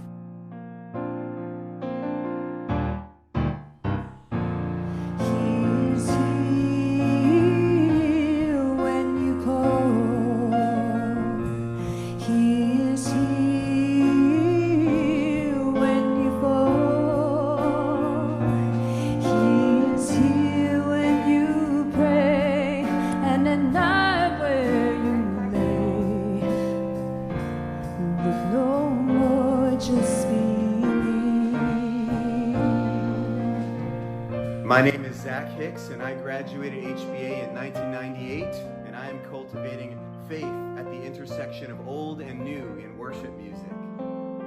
I'm Mike Sumida, class of 96 and former faculty member, cultivating a family who loves the Lord, leveraging my MBA from Vanderbilt and my role as Director of Data Mining here in Franklin, Tennessee. I'm going to try to get the... Hi, I'm Elise Chiduma, and I graduated from HBA in 2006. In the field of education, I'm cultivating young minds to be respectful, responsible, and to live with integrity. Hi, my name is Charisse Auger-On. I graduated from HBA in 2015, and I'm cultivating a life of leadership, artistry, and love in Hawaii's business and Filipino communities. My name is Eddie Saito, and I graduated from HBA in 2006. I've been cultivated to become a clinical pharmacist so that I can provide patient care to those who need it the most. Also, at least we have audio. No, using a phone jack. Are you ready to let Him lead? Let Him take you by the hand. Are you ready to concede? He has the best laid plans. Are you weary yet of wandering in a circle of despair? still child and let him lead.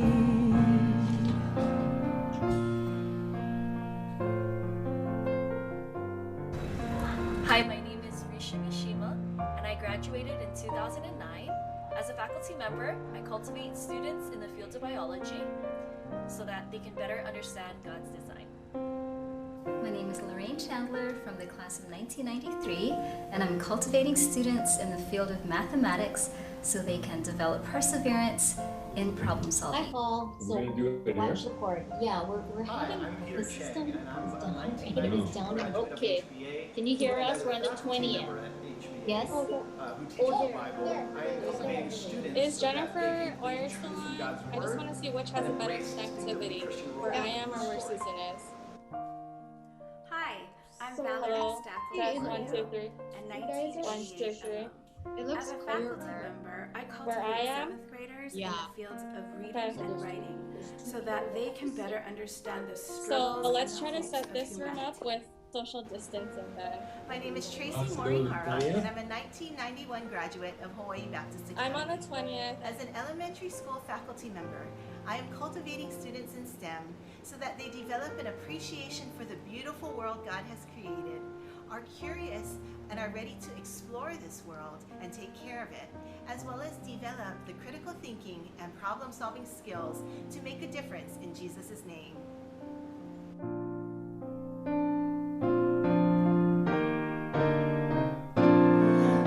Are you ready to let him lead?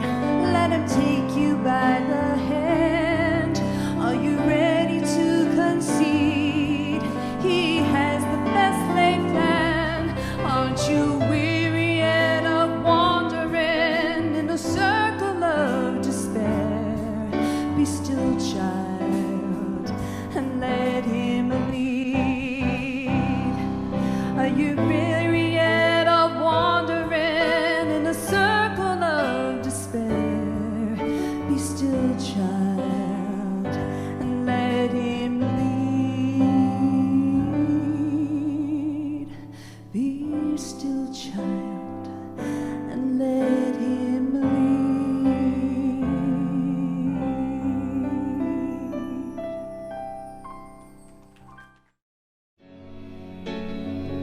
You are here, moving in our midst. I worship you. I worship you. You are here, working in this place. I worship you. I worship you. You are here, moving in our midst. I worship you. I worship you. You are here, working in this place. I worship you. I worship you. Waymaker, miracle worker, promise keeper, light in the darkness. My God, that is who you are. You are waymaker, miracle worker, promise keeper, light in the darkness. My God, that is who you are. You are here, touching every heart. I worship you. I worship you.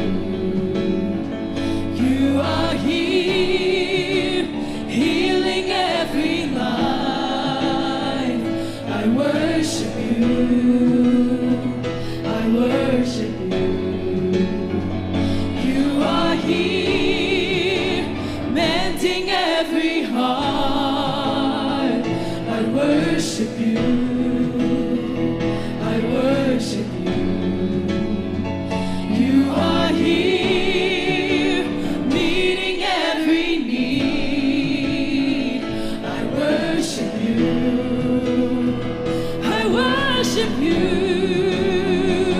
Oh, waymaker, miracle worker, promise keeper, light in the darkness, my God, that is who you are.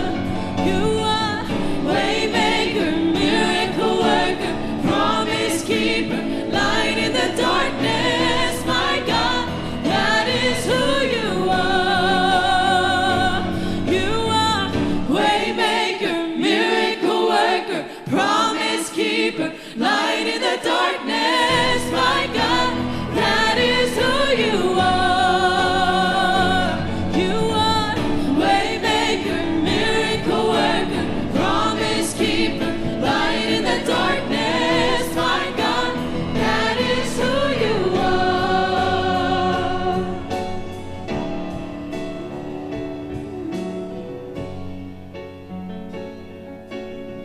Even when I don't see it, you're working.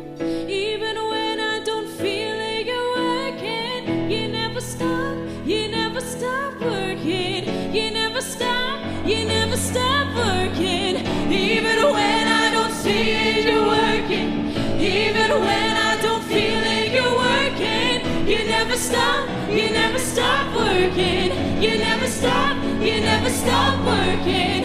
Even when I don't see it, you're working. Even when I don't feel it, you're working. You never stop working. You never stop working. Waymaker, miracle worker, promise keeper, light in the darkness, my God, that is who you are. You are waymaker, miracle worker, promise keeper, light in the darkness, my God, that is who you are.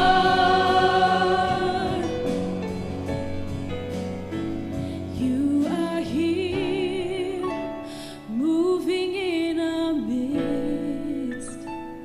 I worship you.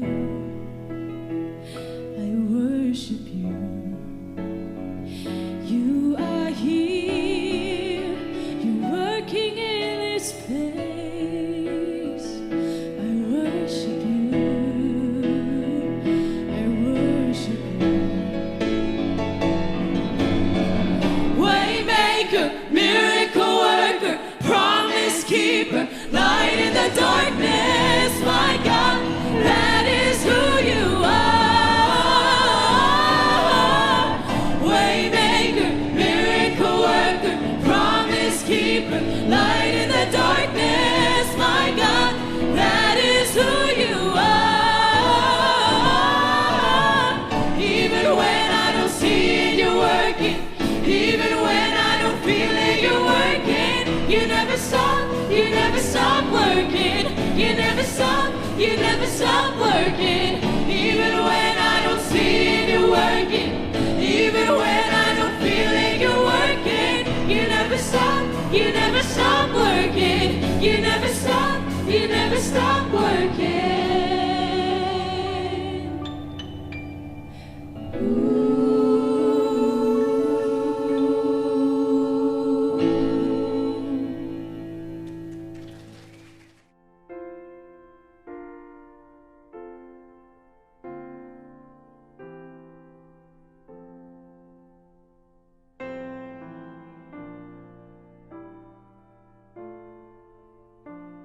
Hi, my name is Tiffany Hamada, and I'm a junior at Hawaii Baptist Academy, and I would like to share with you all my journey with God. If I'm being honest, I know God has a plan for me and is working through me, but at the moment, I'm still trying to figure out how. Many people describe me as this bright, outgoing person, but on the inside, I'm broken and lost. For a year, I've been struggling with my faith as I've faced a rough patch in my life.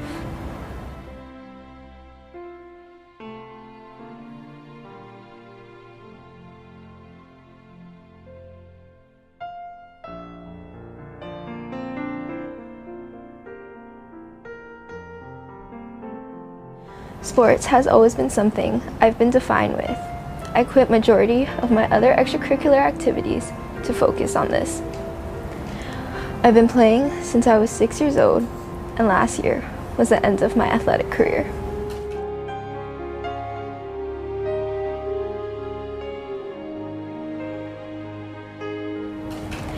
When I found out and had to make this decision, I didn't want to talk about it with anyone, not even my family.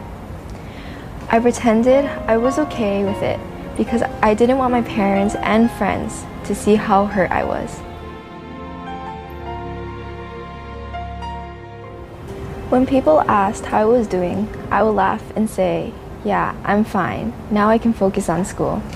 But on the inside, I felt like crying.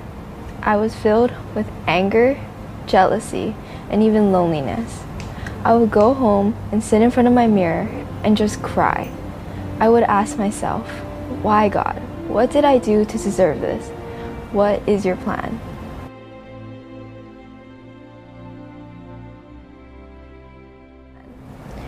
When I tried to answer the question, how is God working through my life? I couldn't. I couldn't find an answer and started to stray away from my faith. Other areas of my life became just as complicated and things were just getting worse. I never prayed or asked for his help because I felt like he couldn't help me. Even when I danced a song, I didn't feel the connection that he was with me.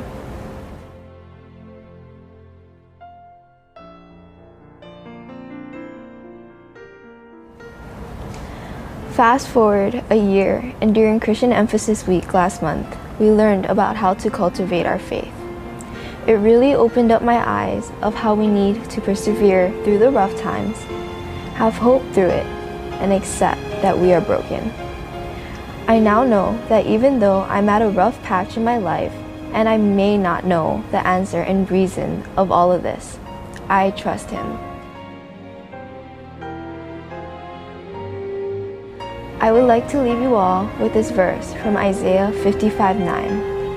As the heavens are higher than the earth, so are my ways higher than your ways, and my thoughts than your thoughts. I don't know why things happen, but I have faith that he has a future for me and is with me through it all. The next song we will be dancing is called I Look to You, which has a powerful message that touched my heart. I Look to You is about seeking hope in God even through the rough times. As I lay me down, heaven hear me now. I'm lost without a cause, after giving it my all. Winter storms have come and darkened my sun. After all that I've been through, who on earth can I turn to? I look to you, I look to you. After all my strength is gone, in you I can be strong. I look to you, I look to you. And when melodies are gone, in you I hear a song. I look to you.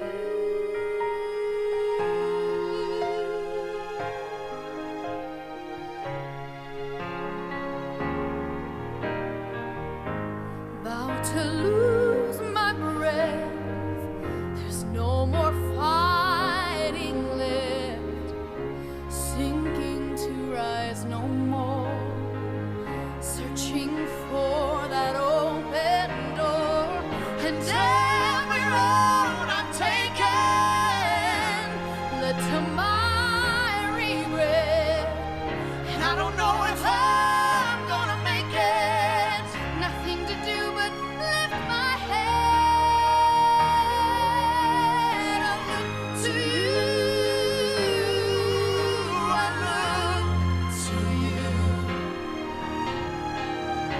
After all my strength is gone, in you I can be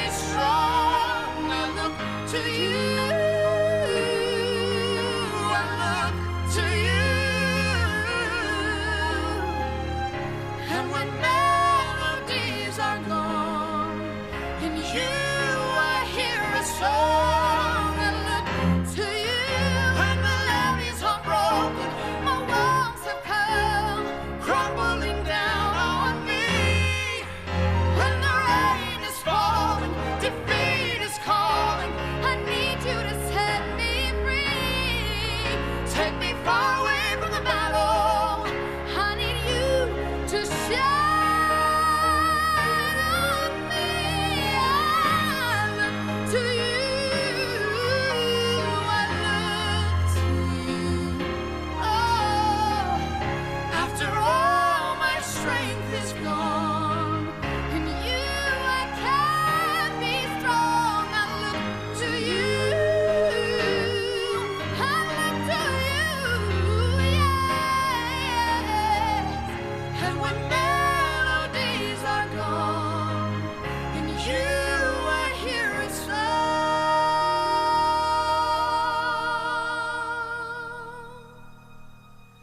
I look to you.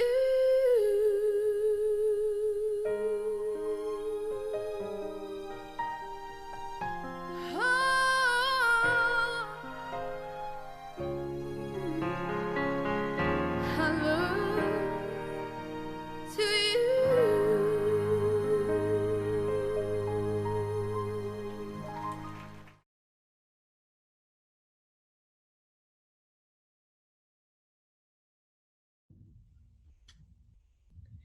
Good morning and welcome to day 5 of our HBA Alumni Leadership Series.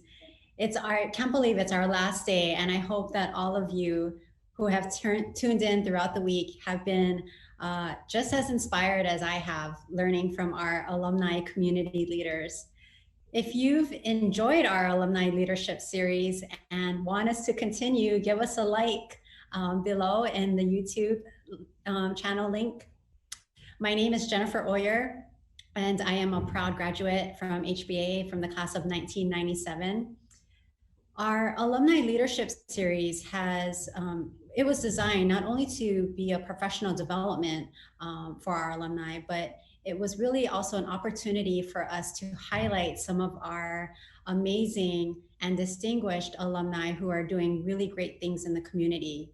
And today we get to highlight Susan Utsugi from the class of 1982. And Susan serves as the Senior VP of Central Pacific Bank. And she is joined this morning by Paul Yonamine, who is the Chairman and CEO of Central Pacific Bank.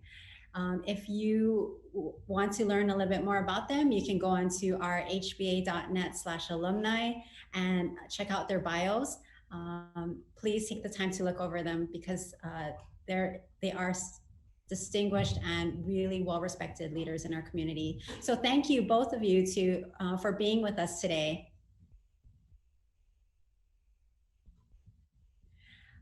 We are experiencing a little internet connection. So just a recap of what's been happening throughout the week. We have featured Monday, we started off talking specifically about leadership, and we were joined by Kurt Morale and Scott Sue from Hawaiian Electric. And they specifically talked about how they've been navigating some of these really uncharted territories for all of us and dealing with the community and just navigating about 2,000 employees. So it was really amazing to hear their story. On Tuesday,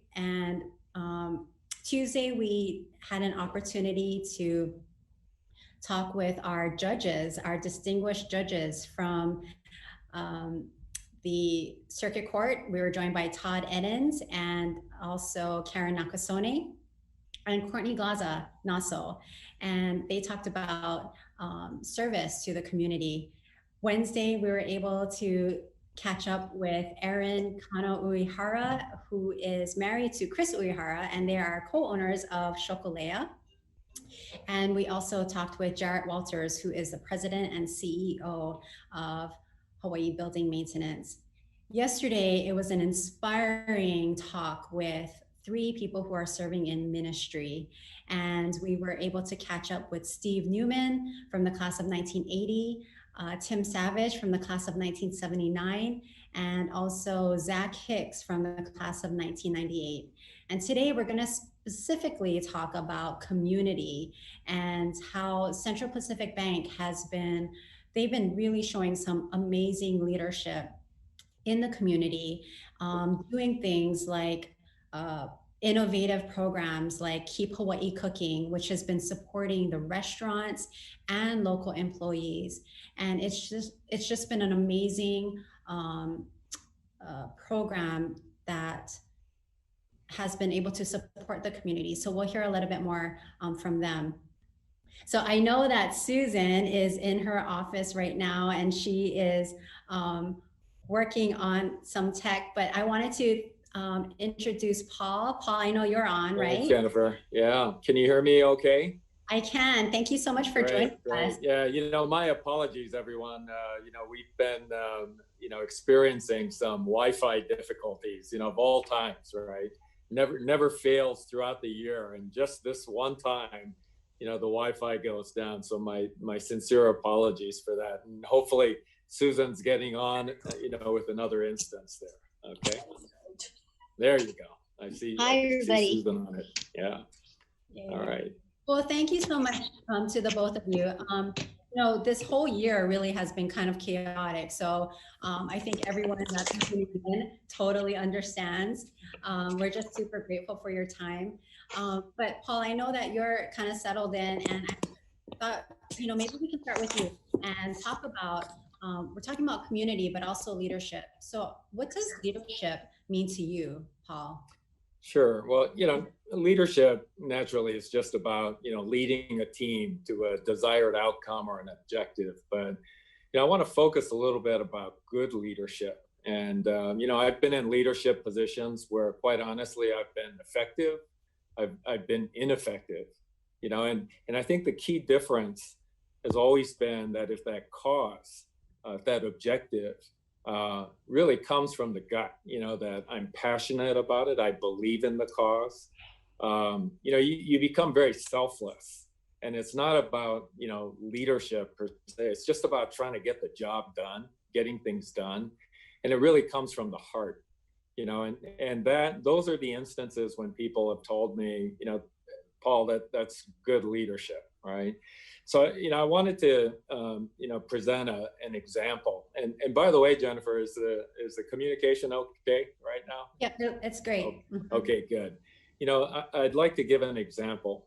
So March 26th comes around, the governor calls quarantine, for the state of Hawaii. Naturally, we're very concerned about the spread of COVID-19.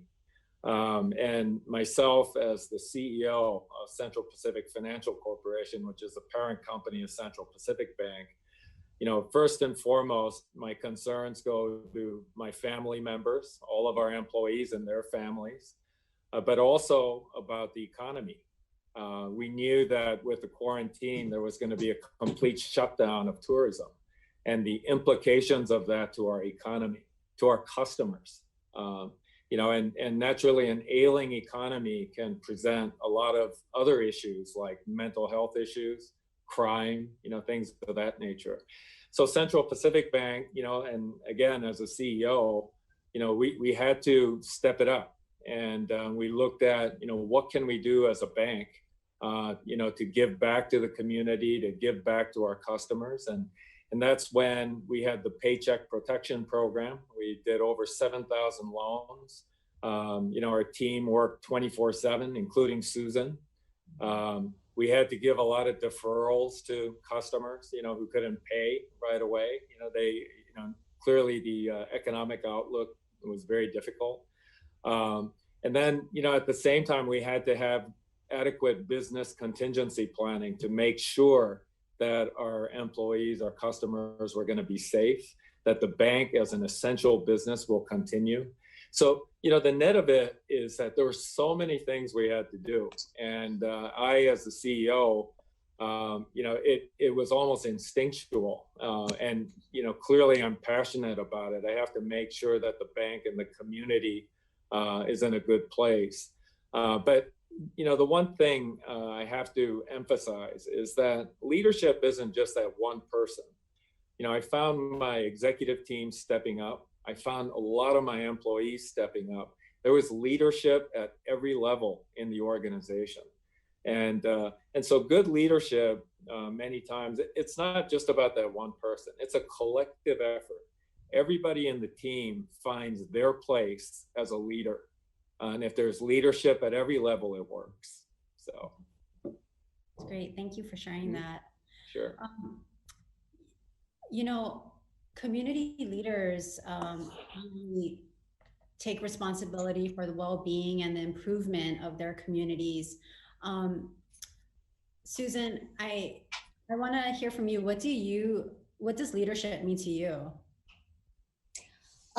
Leadership to me means doing my best and being my best so that I can help others do and be their best. I think leadership is being able to inspire others so that they can do more than they even thought they could do. And it means making progress, helping things to evolve so that we can achieve our goal. And being responsible and accountable to our team and all those involved, and leading by example.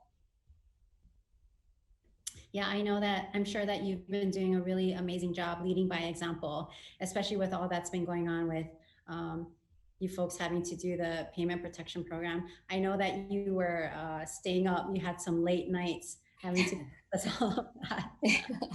Yeah. So, it was, I think, it was a moment for the whole team where they got very passionate about it because they knew that tourism had stopped. And that's a $17 billion industry for the state of Hawaii. And the only new money that could come in was through the PPP program. And I think Susan and her team, all of the people realized that that was the way at that moment to give back to the community. And so again, leadership at every level, Susan and all the people reporting into her, they just went through extraordinary length, to give back to the community. And I was very impressed with that style of leadership. I think another way that Central Pacific Bank has really stepped up. I mean, you were probably one of the first companies to come out with an amazing and innovative way to support the community with the Keep Hawaii Cooking. I just thought that was an amazing program, and it supported the local restaurants and also the employees. So thank you so much for doing that. I mean, that was just an amazing program. And that really showed CPB's leadership in the community. It was absolutely, there was no strategy around it. We got together, our chief marketing officer, Kevin Dahlstrom, and our chief banking officer, Arnold Martinez, a number of the folks, we all got together and we said, what else can we do? What else can we do? Because we're already seeing the hurt in the community. And the first thing was, we got to figure out a way to help the restaurants, because nobody wants to go to restaurants. But, people can go out there and do takeouts, or they can have delivery. And then, naturally, a lot of people who became unemployed was, how do we help them, And so we literally slapped together a program, and we said, let's pay half of all these meals that people order to restaurants. And yeah, the campaign went totally viral. It was totally unexpected, absolutely non-strategic. It just came from, again, the passion to give back, to look after our customers, look after the community, because a bank without customers and community is nothing. And we have to have a healthy community to be a vibrant organization as well. I think, one of the things one of the qualities that leaders show is being willing to take a risk and not being afraid of change, acting quickly. And I think that's exactly what you folks did during this time.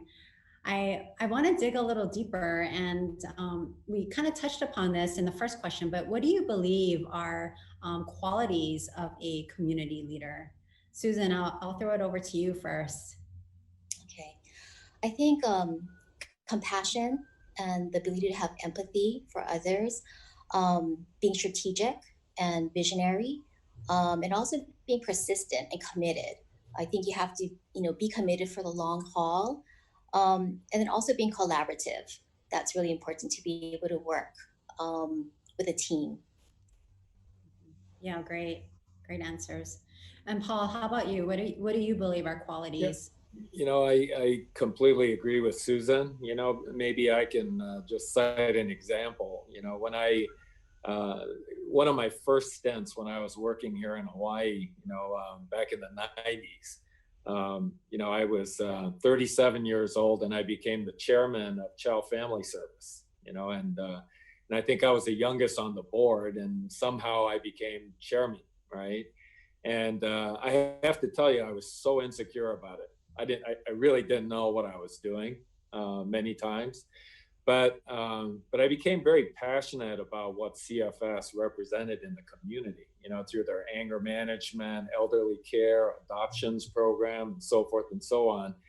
That really resonated with me. And so it wasn't about trying to be a leader, but it was really about being true to myself and pursuing and being of value, to all those things that I was passionate about, all those great services that CFS offered. And then it just happened naturally. I had to, although the people on my board were older and more experienced than I was, many of them, I got to get the job done. And we direct, we navigate, we lead as best as we can. But I think when it comes from the heart, the answers come naturally. Mm-hmm. I don't know if you're still involved with Child and Family Services, but one of the things I love about their fundraising events is to see all the CEOs getting dressed up. Yeah, I don't do that.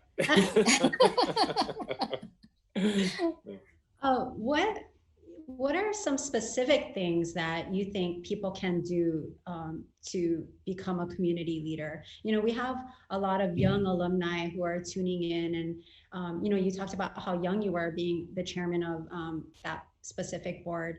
And I think a lot of people do feel intimidated about, joining a community board, especially if they've never sat on a board before. But what do you think are specific things people can do to become a community leader? Paul, I think everybody has their own. I think the key is to be true to your heart and try to find that one thing that you're passionate about. So, before you go to a meeting, you don't stop and say, let me be a good leader, or let me, you should be going in there thinking, let me contribute to this process. Let me be of value, Then you're really true to your heart, and you will, provide them with some really good things. But for a lot of young people, I think it's difficult. You don't know what you're passionate about sometimes. And sometimes it's important, I think, to just jump in with both feet and get involved. Get involved in the process, and by doing that, you'll figure it out, whether it's something that, that you could really get into or not, whether it's a good match for you or not. But, just thinking about it forever is not a solution. I think you have to be proactive, jump in there, experience it, and then, you'll figure it out over time. Yeah. Susan, I wanted to ask you, did you're involved in so many wonderful organizations in the community, from Ho'olanapua to the YWCA and the Patsy Teammate Leadership. Was there something at HBA that really helped cultivate that, wanting to give back and be a part of the community? What kind of things were you involved with when you're at HBA? That was so long ago. But yes, definitely. HBA really set a foundation of service. I think they do that so well way back when I was there, but also continues today. And HBA really puts service as a priority, service to others. And I see that continuing today too. So for me, I definitely got a foundation of service from HBA. We had many organizations that were service oriented and reached out to the community. And one example is that, as you mentioned, I'm involved in Ho'olanapua. I serve on their board, and that's a nonprofit that helps girls who have been trafficked.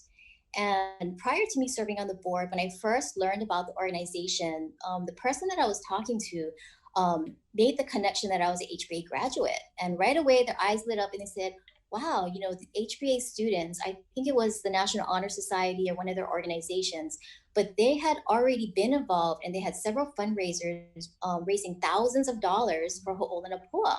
And so, that's an example. It's a real life example where the young students, young people can get involved. HBA supported that through the school organization. And I think as they continue through higher education and even the workplace, that'll continue with them. So good job, HBA. I think you are building community leaders of the future. Absolutely. Yeah, that's great. What a great connection. Yeah. You know, I think that you, with both of you, I'm sure, you know, are really serve as mentors to others. And I know we have a lot of HBA, a few HBA alumni that are working at CPB, and Luther Beck, who is the president of the Alumni Association, is at CPB. You know, what kind of adding on to what we talked about, what can young leaders meaningfully and effectively, how can they meaningfully and effectively serve in the community? What are you folks doing specifically at CPB to cultivate these young leaders and help them move into this like a leadership role? Mm-hmm. Well, you know, talking about service for one thing, and you know, probably same as Susan or yourself, Jennifer. You know, we think about, you know, what's our purpose? You know, I mean, what's our mission in life? You know, I've been in the service industry for over 40 years. You know, 42 years to be exact. I kind of date myself, but the reason why I like the service business is because I get to help people. You know, I find no bigger satisfaction than finding people who are in need and being able to fulfill that, you know, to being able to help them. And you know, that's an experience that I think a lot of young people can easily experience as well. You know, and especially for the younger people who join our organization, I like to work with them to provide them with those experiences where they can, you know, really enjoy and gain some satisfaction about helping people. You know, work, you know, naturally we have to be profitable. We have to, you know, I got to make sure that we pay our 1,000 employees, but it has to be more than that, you know, and it has to be something that really goes to the core of our being. And I genuinely believe that a lot of our employees really enjoy servicing customers here, you know, and being of help to them, you know, not just during this pandemic, but even before that. And so, you know, those are the kind of experiences that I'd like young people to, you know, again, get involved. Again, you don't know what you're going to be passionate about right away, but, you know, try and see how you can add value, how you can help people, and you'll enjoy, you know, the biggest reward is seeing people, you know, resolving problems, and you can enjoy that. Mm-hmm. Yeah. Susan, do you want to add on to that? Yeah, I think for young people, it's seeing a need and then doing something about it. And, you know, you can certainly do that through your workplace. So for myself, for example, you know, I've been in banking for 30 years, and I've mostly throughout my career worked with small business. And I've had the privilege of working with many women-owned businesses. And, you know, I worked with awesome women who are very successful, but it wasn't always easy for them. And while all business owners have challenges, I do see that women had some unique challenges. And so I've always been very supportive of women in business. So through the bank, I had the opportunity to serve on the Women's Business Center. This was 20 years ago. And through that, I was able to help women in business start their business, grow their business, help counsel. But even today, I continue to serve. So the Patsy T. Mink Center for Business and Leadership is a women's business center out of the YWCA Oahu. And I serve as their advisory board chair. And so I think it's important where you can start early, but the longevity, you know, being in it for the long haul. And so I've been involved now with that center, and we continue to help women who want to start a business or want to grow a business. And we've also expanded to leadership. So Jen, you are a graduate of a program that we offer there, the Patsy T. Mink Leadership Alliance, which is a leadership program for women who are emerging and rising leaders in our community. And so through that, I've been able to serve. And it's really because bank, has been supportive of me serving in our community as well. And so I think for, the young leaders and young folks that are starting in their career, again, identifying a need, and like Paul said, don't just think about it, do something about it, and find opportunities, whether it be through your employer or through organizations, find opportunities on how you can help, and use your time and your resources to contribute. Mm-hmm. I love that Central Pacific Bank offers their employees the opportunity to volunteer during the workday, right? And you folks are given like volunteer hours, and they can go out. I think that's a great way to go out and explore the different organizations that are out there. I think that's such a great way to support the community. So thank you for that. I'm curious, I always ask leaders, what gets you up in the morning, and how do you engage and excite your team? Paul, I'll start with you. I've been working for a long time, and I've been very fortunate that I've learned a lot in the process. And I know this is going to sound somewhat arrogant, but I feel that I have something to offer, to the community, naturally to the bank. And, I'd like to, make the bank or the community a little better place, than, when I got involved in it. And, and I feel that I have the experience and the skills, to make that happen. And that enables me to be of service, and again, to fulfill certain needs, of people, whether our customers or, the community. And that, that's what keeps me going, and when I wake up in the morning, I feel that I have a mission, I have a purpose, right? And I like to talk to a lot of our employees about that, because they also have tremendous experience and capabilities to do the same. And when people understand that, they understand that they have something to offer, and they can change lives or influence lives or be accretive, add value, which is a great thing. I'm always hoping that, some of that thinking would be contagious as well, and I think it has. I've seen my team members, after we talk about it and work on a few things together, where they start, getting a sense of that enjoyment, about making a difference. And then I think it does kind of spread around well, to the rest of the team. Mm-hmm. I don't think that sounds arrogant at all. We've been talking a little bit about just kind of focusing on your strengths. And when you realize what your strengths are, and that's really where I think people begin to flourish and really lean into doing what they love, right? And what they're really good at. And that's what helps to make communities even better. So thank you for sharing that. Susan, how about you? What gets you up in the morning, and how do you engage and inspire your team? Yeah, well, there's a lot of work to be done, and especially in today's environment with the pandemic.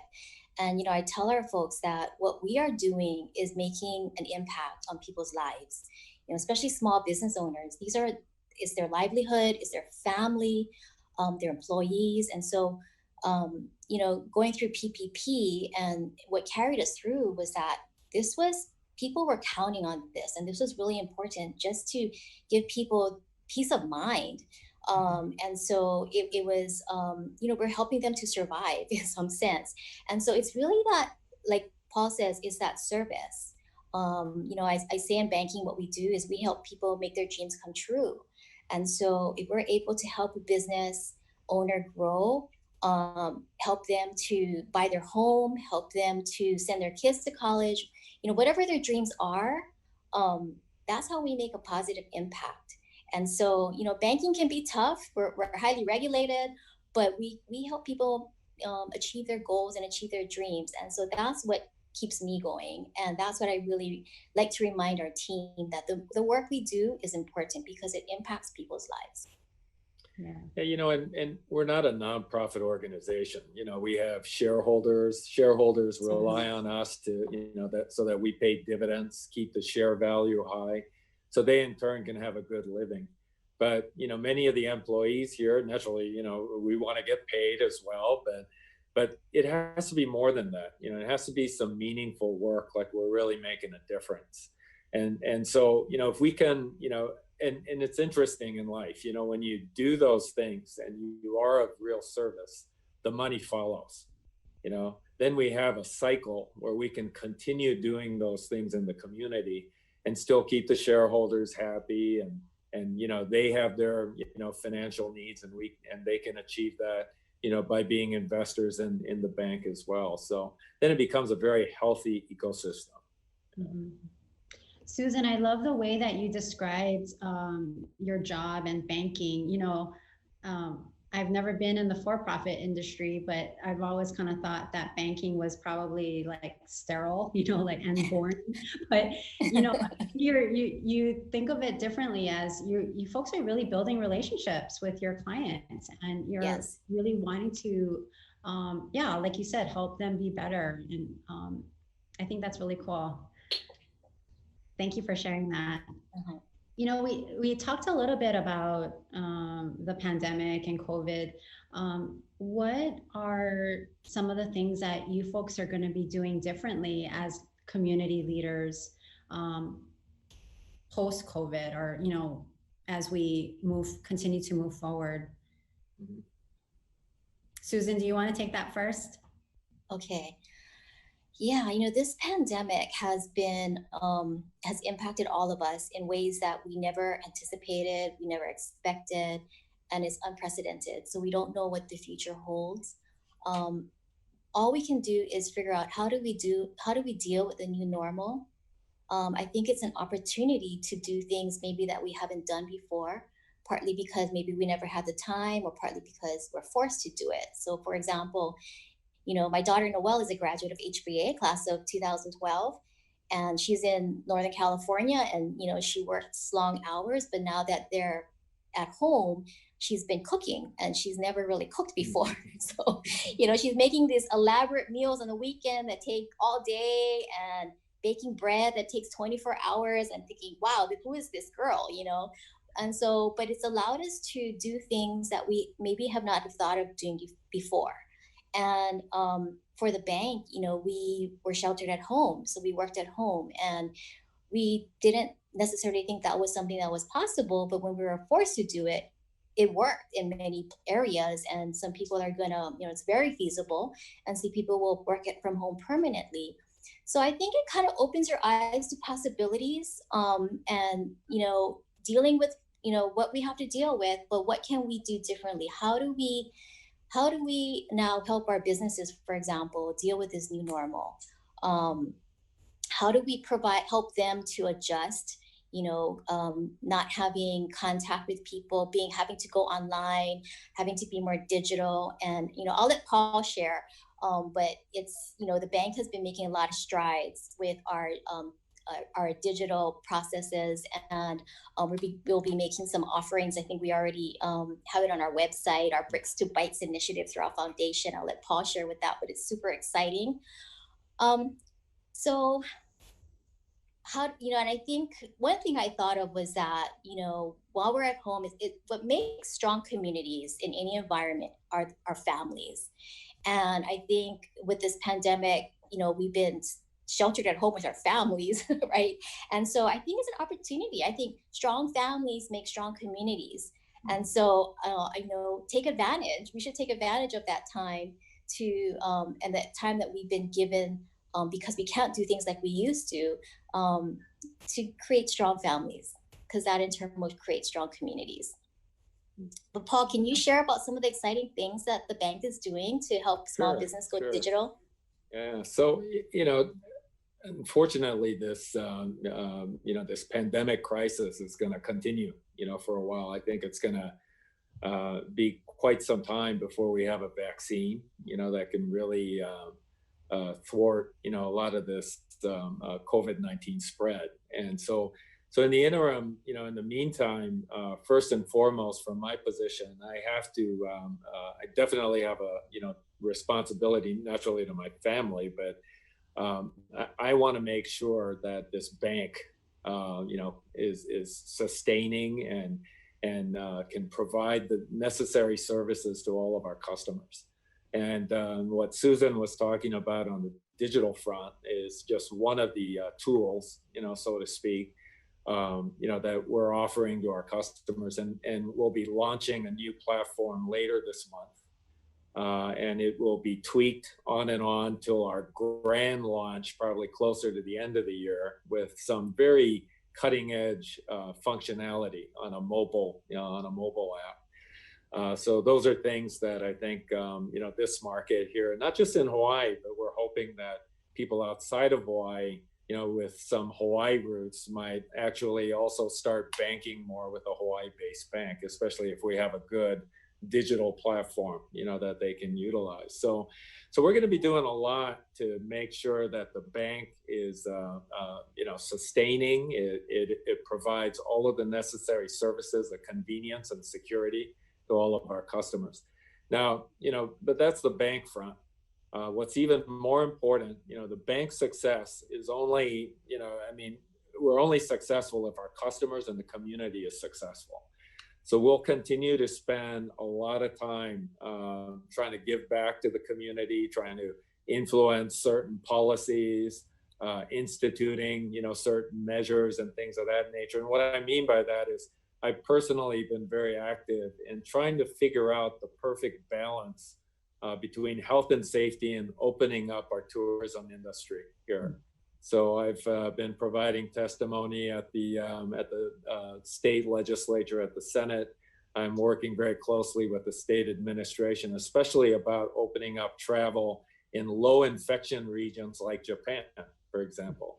But there are many other things that we've been trying to do. There's been a lot of talk about diversifying our economy. This is not the greatest time to, jump towards diversification, but there is some low-hanging fruit on exporting more made in Hawaii products out of the state, and hopefully trying to help a lot of our food and consumer packaged product manufacturing customers. Many of them are Susan's customers, for example. So, we've been very active in helping to introduce a Japanese company to the airports that just contracted. It's a new fever screening thermography equipment manufacturer. The bank is clearly, myself and the bank, we are working in areas that's a little bit out of our comfort zone, but, things that we feel are important to the community as we try to work through COVID-19. What's going to happen after COVID-19? There are no specialists, because the last pandemic we had was about a century ago. We're going to have to do a lot of learning, a lot of investigating, and figure out what some of those best practices are that we can institute, not just at the bank, but also for the community as well. And we hope to, be of some service in that area. I'm curious to hear what you think about, you talk about going out of your comfort zone, which this pandemic certainly has for a lot of people. But I think that also leads to people being much more innovative. And I think that Central Pacific Bank is a really great example, I think, of being innovative, being a part of that entrepreneur sandbox in Kaka'ako. So how do you I guess, continue to be innovative or think innovatively? And because I feel like that's a really great sign of a leader. And I know, Paul, I've heard some really great things about you in this space. Thank you. Again, it just comes from the heart, because when I came back to Hawaii a year and a half ago, I realized that a lot of Hawaii businesses, the state government, city government, are late adopters of technology. They don't use cloud-based solutions as much as, say, the mainland US, especially compared to Silicon Valley. So I wasn't a proponent of trying to create a lot of innovation and develop the next Facebook or something like that. But it was something more simple. It was, why don't companies more use available technologies and just use them in their organizations and drive more efficiency, and more productivity that way. And at the time, it was 2.5% unemployment rate. So it made a lot of sense. Then also, there is data that indicates that people who are tech savvy in Hawaii generally make 53% more in annual compensation than a person who isn't, you see. So it just seemed like a no-brainer that we should use more technology, help people make more money, and give organizations an option given the very low unemployment rate. But then now we're in COVID-19, and now, in a different way, technology's become so important. Like today, I'm on a Zoom conference with you. If it wasn't for the pandemic, I'd probably be sitting next to you, Jennifer, and we'd be, talking to all of the alumni and, and the students at HBA. So this is how much the world has changed. And so even more so, we need to embrace technology today. And so it was with that we had this vision, and we started up the Sandbox, what we call the TRUE Initiative, Technology Readiness User Evaluation Initiative at the Sandbox. And we have about 10 businesses in there now, and we're working with college students and entrepreneurs, and we're not trying to develop something new. We're just trying to use existing technologies so that organizations and workers can become more efficient and productive. Mm-hmm. Susan, do you, I feel like a lot of the organizations that you're involved with are pretty innovative as far as nonprofits go. Do you have anything, did you want to add anything about that on the innovation side in your business? Yeah, I would cite Patsy Teaming Center for Business and Leadership. I think, right now it's really important that they help provide folks adjust to the new norm. Recently, they featured a couple of businesses that had to pivot and adjust because we had a rum manufacturer, for example, speak about, there's not as great of a need. And so they started making hand sanitizer. And so sharing those stories of innovation in small business, I think makes people think of how they can do things differently as well. In our small way, agriculture is a big deal for Hawaii. I feel that we need to expand that so that we can feed ourselves. And the Patsy Teaming Center for Business and Leadership is helping small farmers learn how to do business. So it's really, innovation is providing a solution in a way that we never thought of before. And this pandemic has caused us to think about that and to do that. So I think that's great. Mm-hmm. That makes me think of Megan Kono, who we interviewed earlier in the week. She graduated 2012, I think, and she's doing the Farm to Car program. And, one of the things she mentioned was that it doesn't have to take a lot of tech to be innovative. It's just coming up with really creative ideas like her Farm to Car. Right. Who would have thought that is such a simple way to help local businesses and local farmers gather their, what they produce and then bag it and then take it to the car. I think it's super simple. She's like, it doesn't take a lot of tech to be innovative. And I thought that was right. I wanted to leave some time for questions that are coming in from people that are viewing. So we do have a lot of questions that are coming in. So if you don't mind, I'll throw those out right now. So one of the questions is, this is a good one. How do you continually deepen your personal relationships with your clients? Susan, I'll throw that over to you first. How do you continually deepen your personal relationships with your clients? So I think it's knowing who they are and maintaining contact. And the more I know about a client, the more I can help them. And I think, you know, we offer so many different ways that we can help folks, but I want to be able to help help them with something that's relevant. And so understanding where they are in their, not only their business cycle, but their life cycle. And it's not just helping their business, but helping them in all of their financial needs, them personally, their employees, their kids, you know, providing that full service. I think we add a lot of value that way. And when we can provide something to help them, but also, you know, care about them, that deepens the relationship. You know, when we had PPP, for example, we were calling our customers and saying, hey, did you apply? You know, making sure that everybody was aware and taking advantage of this because we cared about them. And I think that makes a big difference in deepening your relationship. So people want to work with people who care. Yeah. One of your clients was, we interviewed her yesterday or the day before, the owner of Chocolea, and she was like, I have such a great relationship with my banker. She was really proud of her relationship with CPB. Nice. Yeah. Nice. Oh, great. Yeah, you know, I think, you know, one thing I always disliked was when a customer would just treat me like a vendor, you know, and it was a very black and white relationship. And, you know, what I always liked to do was to be a trusted partner. And it takes a lot of time. And, you know, exactly what Susan said, you know, you understand them and you're there to help them, you know, and, you know, you develop those relationships over time, you know, and that's what makes, you know, the work even more enjoyable, you know, when you have that relationship, right?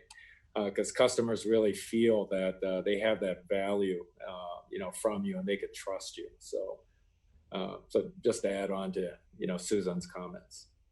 Yeah, that's great. Okay, another question that came in is, with such a large organization, how do you keep true to your core values? Yeah, thank you. You know, so yeah, today I, you know, run Central Pacific Bank. We have, you know, roughly 1,000 people, but in the past, I've also been president of IBM Japan. I had 23,000 people, you know, in IBM Japan, and you know, so there's a number of core direct reports, right? You know, today here I have a core of 6 people that report into me, and then when I was at IBM Japan, I had 18 people. And it's important for me to have a common understanding, you know, with the people who directly report into me, and that we're all on the same page. It's extremely important. And as a leader, I have to spend a lot of time with each of those individuals so they understand where I'm coming from. You know, and there's always, you know, different views to every issue or problem, but we try to, you know, talk it through and try to get on the same page. Then that way, you know, the type of thinking that we have in trying to keep our core values, you know, which occurred from you know, 65 years ago when this bank was founded, that we have a better likelihood to pass that thinking and those values, you know, throughout the organization. Naturally, there are, you know, other opportunities where I'll, you know, provide video messages to the entire staff or whatnot, or when I interact with them one-on-one. Sometimes, you know, you have to make political, you know, statements to, you know, reinforce core values, but it's all of those things that, you know, you need to try to make sure that, you know, employees understand where you're coming from and, you know, what we stand for and what some of our values are. So hope that answers your question. Great, thank you. Okay, another question.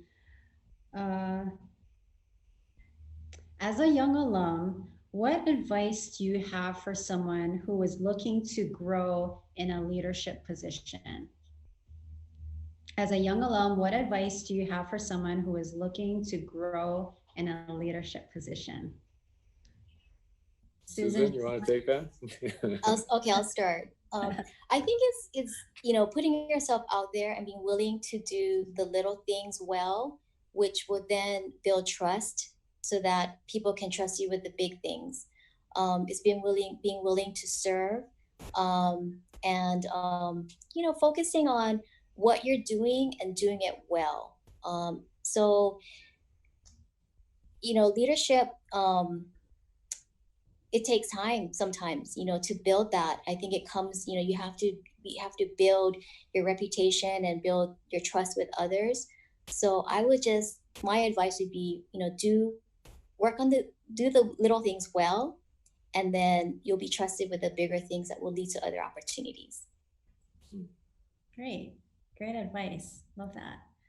Paul, did you have? Paul, what's your advice? No, I think Susan covered it, and it is for, again, even with my 3 children, I always tell them to just jump in there, experience it, and you learn as you go.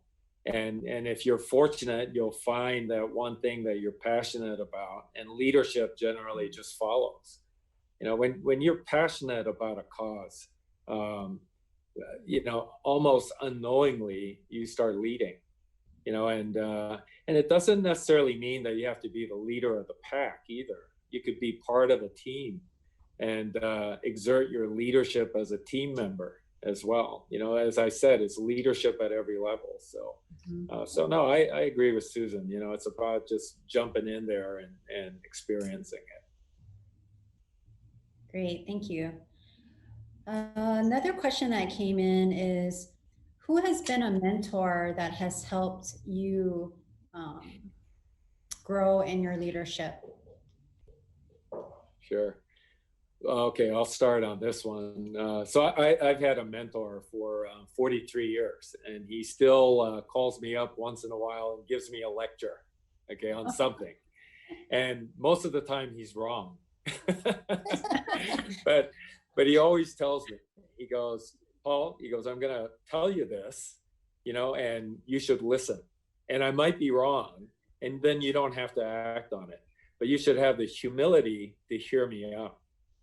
I'm older and wiser than you. He's got a pretty big ego, but I embrace him 100%. And I'll be honest with you, I listen to him maybe half the time, but I do, it is a practice for me to know that, I'm not this just solo person who has all the answers.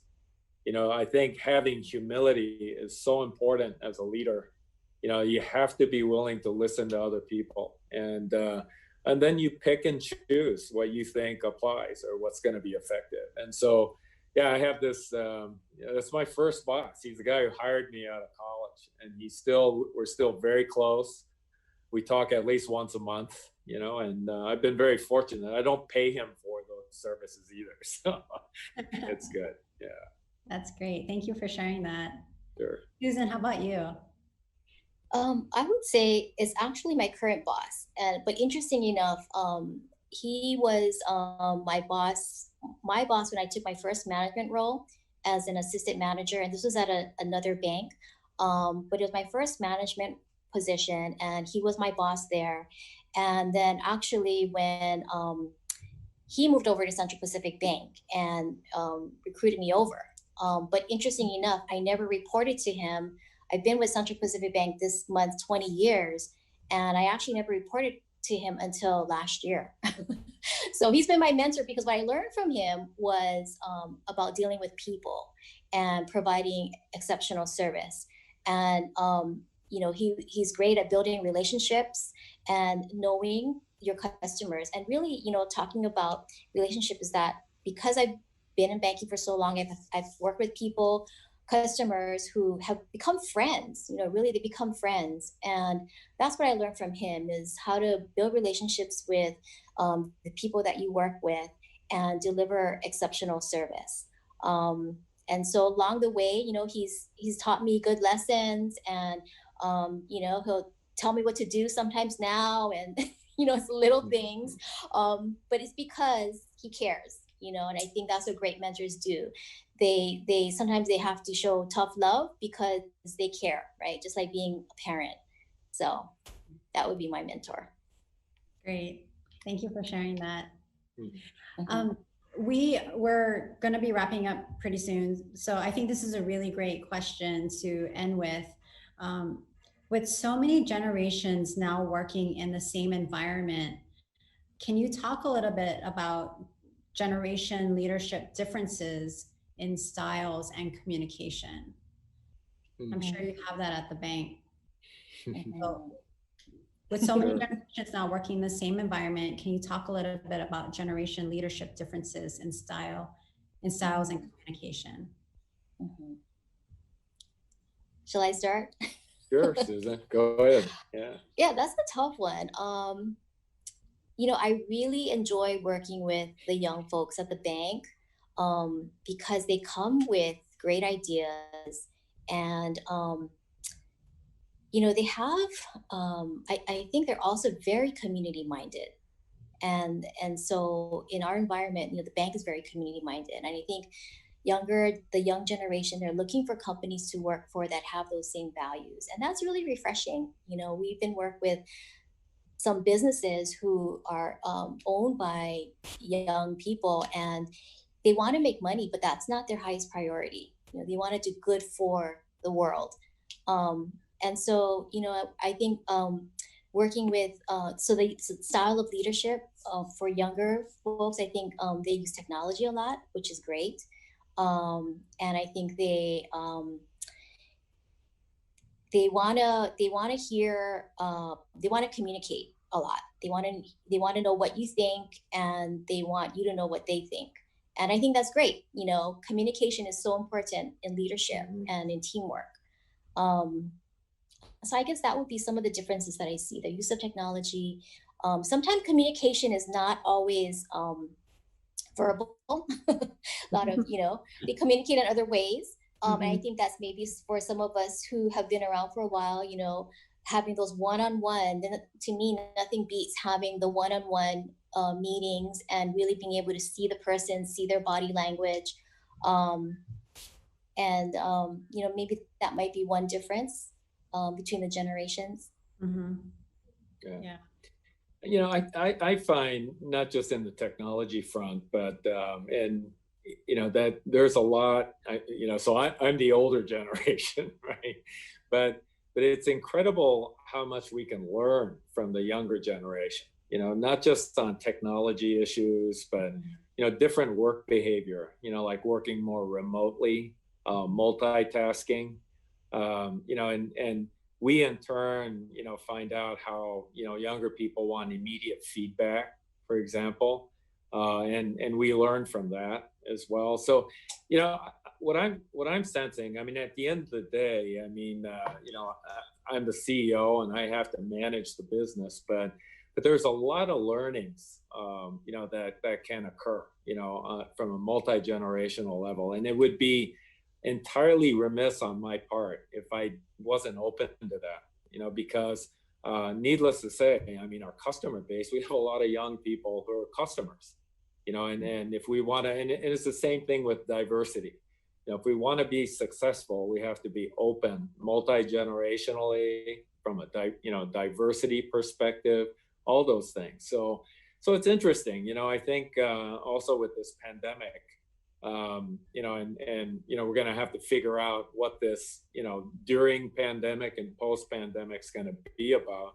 But we're going to have to get a lot of input, and we're probably going to end up doing a lot of things differently. Yeah.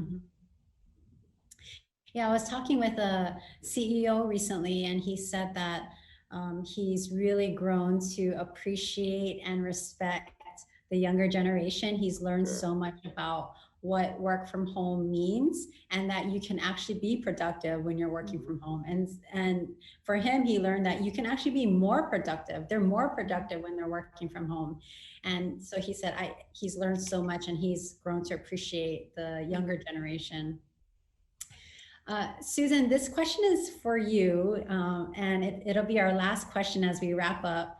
But what is some advice? What is a piece of advice that you can give to the class of 2020 that just graduated from HBA, who have dealt with so many things in their senior year and just a totally different way to end their senior year. So can you leave with some words of advice for the class of 2020? So to the class of 2020, they're going to be experiencing things in a different ways, in a new way. Those that are going away to college, I think there's a lot of your expectations probably that you had in your mind are going to be different. Reality will be different. And so I would say, be resilient because you have it in you to be resilient. You've gotten a good foundation from HBA.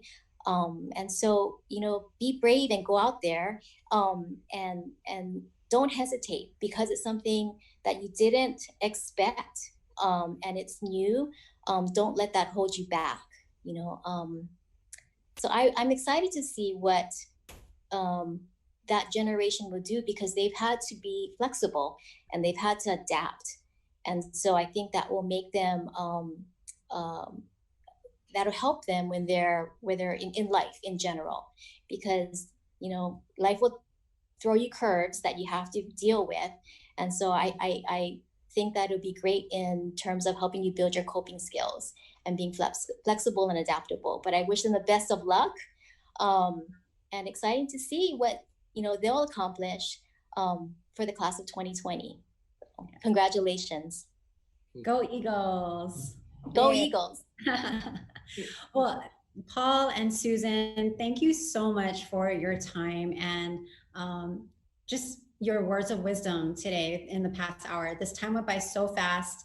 I just truly appreciate you folks giving your time, and we're just so blessed to be able to talk story with the two of you. So thank you, and thank you for working with us in the tech difficulties in the beginning. Thank you, Jen. Thank you. Have a great day. Thank and for you. those of you who are still tuning in live, we are going to be showing our Ho'olau with the brothers, and stay tuned for some amazing Hawaiian music. Thank you so much, HBA alumni. See you. Bye.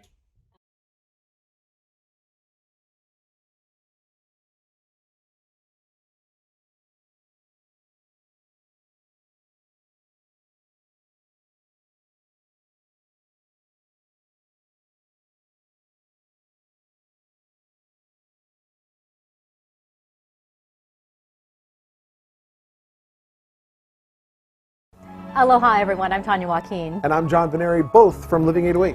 We're excited to be able to invite all of you to join us for Hawaii Baptist Academy's Class of 2020 graduation, airing on K-High on July 11th. That's right. Let all your family and friends know so they can be a part of this special moment for your graduate.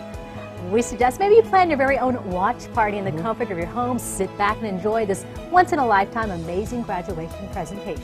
And of course, we are pleased to help the HBA Ohana celebrate this momentous occasion and bring to a close our series of graduations being aired on our stations. Until then, stay safe. We'll see you all on July 11th. I know, we can't wait.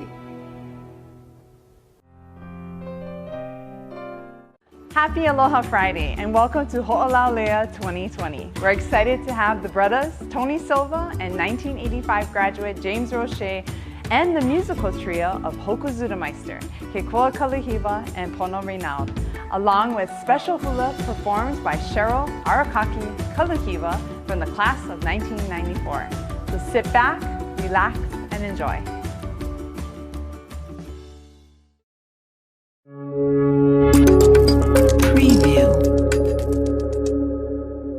Oh, I'm so excited to be here. How's my hair? Oh, hair looks good, Governor. Yes. Good, because I was riding motorcycle today.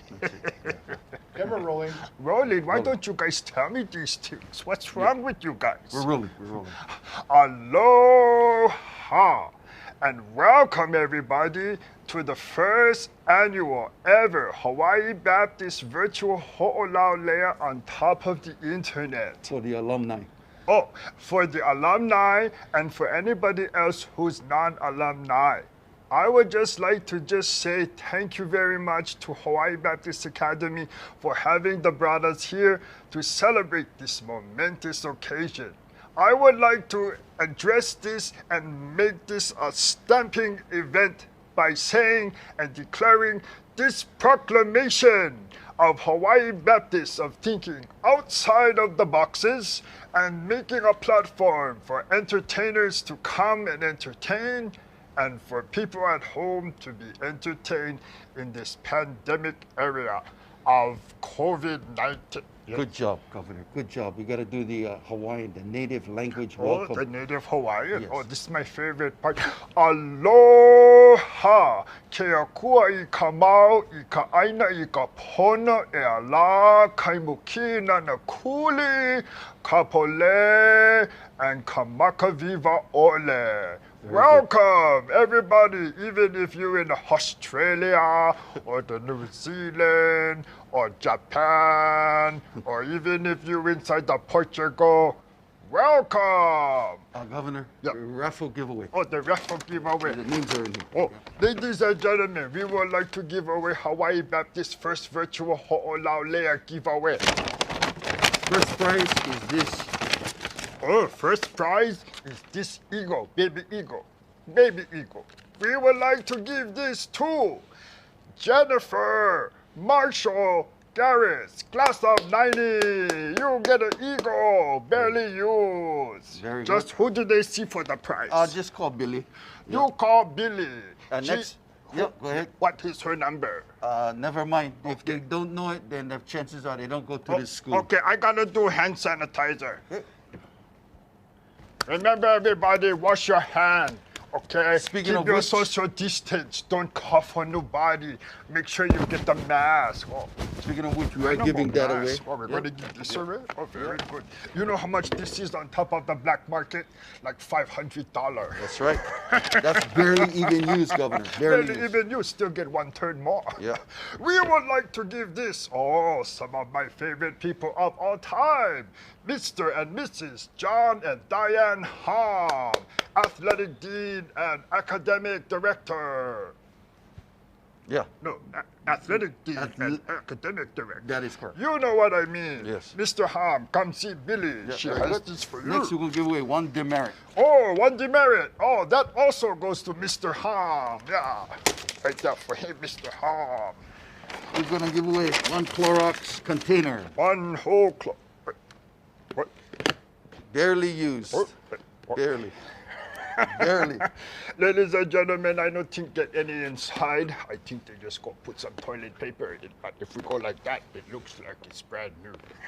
Who's the winner? We want to give this to Tin Xing Chao, class of 81. How was my Chinese? That's good. Very Good job. good. Yeah. You know, because I'm a class of 72 Pro City. Go Chargers. Wait, Pro City. Pro City. So HBA is what, number 1? No, yeah, HBA number 3. Who's number 2 and number 1? Punaho Iolani. And what is Pro City? Pro City number 49. Wow. But Hawaii Baptist, pound for pound, inch for inch, number 1. Number 1. Here you go, chocolates. Chocolate.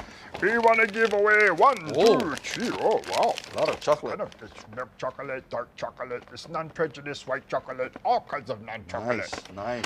We would like to give this away to Stacy Lee, class of 10. 2010. 2010. 2010. I don't know. 2010, call Billy. Very You good. know what your prize Very is. good. Just, what else prize we get? Yeah, we get these prizes right here. We're going to give those away. Oh, what is these kind of prizes? Yeah, it's like a Okay, card. this kind of junk kind prizes. We're going to give junk prizes to, Betty Taylor Eisler, class of 1970. Congratulations. Yes. Very good. Yeah. Okay, And then this we're going to one. give away this trophy. Fourth place. No, we can't give away the trophy. Ken, that's all the prizes we get left. Huh? So how about this umbrella? Oh, yeah, we can give the I umbrella. like give the umbrella away. Okay. Let's give umbrella away to Danielle Peralta, class of 1980. Danielle, you get a black and white. And real quick, the T-shirt. And a Hawaii Baptist dry fit T-shirt. One size fits most. Oh, Curtis Saruya, athletic dean, 82 to something, I don't know, right about there, yeah. And we would also like to say a very big shout out to Miss Faustino Lasso, a fellow Filipino friend of mine. She has been here so many years. Miss Lasso, we want to say hello to you. Thank you so much for your years. We would also like to say hello to your daughter, Joyce. Joyce, I hope you remember me because I always remember you getting dropped off inside of the Bentley. Oh, Bentley back in the day. Yeah, her dad would drop off Miss Lasho right over here. Everybody say, hey, who's that? They say, Miss Lasho. Miss Lasho, thank you so very much for all of your service. Bravo once again, Miss Lasso. I would like to declare this proclamation over for Hawaii Baptist First Virtual Ho'olaulea. Now back to the music. Okay, Governor, we're gonna. Can I go Lily Hot Bakery? Let's go. I like to eat pancakes. Get So some yummy for my Governor's tummy. coming up. No, Governor's coming up. I There we like go. try ride moped. Can.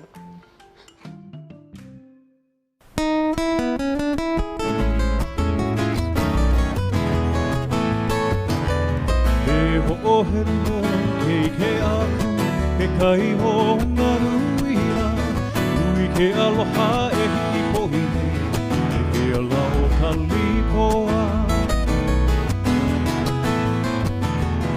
E ho'oheno kei ke aku, ke kai mo ngā ruina, nui ke aloha e hiki pohine, e ke alau ka lipoa. Ke lipoa I kai ke o, e o ne hinu hinuna, e lai ka la ke hehia e me no me pono ke ia. O kohu kohu e kalimu kohu, ke kawiru na o na mokula, o ia moku au lala e ko, honi ana I o I alei. Aina mai ka puana, ka lipoa me ka liuko, o abili o e me ka pahe, ano ni me ka lipoa. Aina mai ka puana, ka lipoa me ka liuko, o abili o e me ka pahe, ano ni me ka lipoa.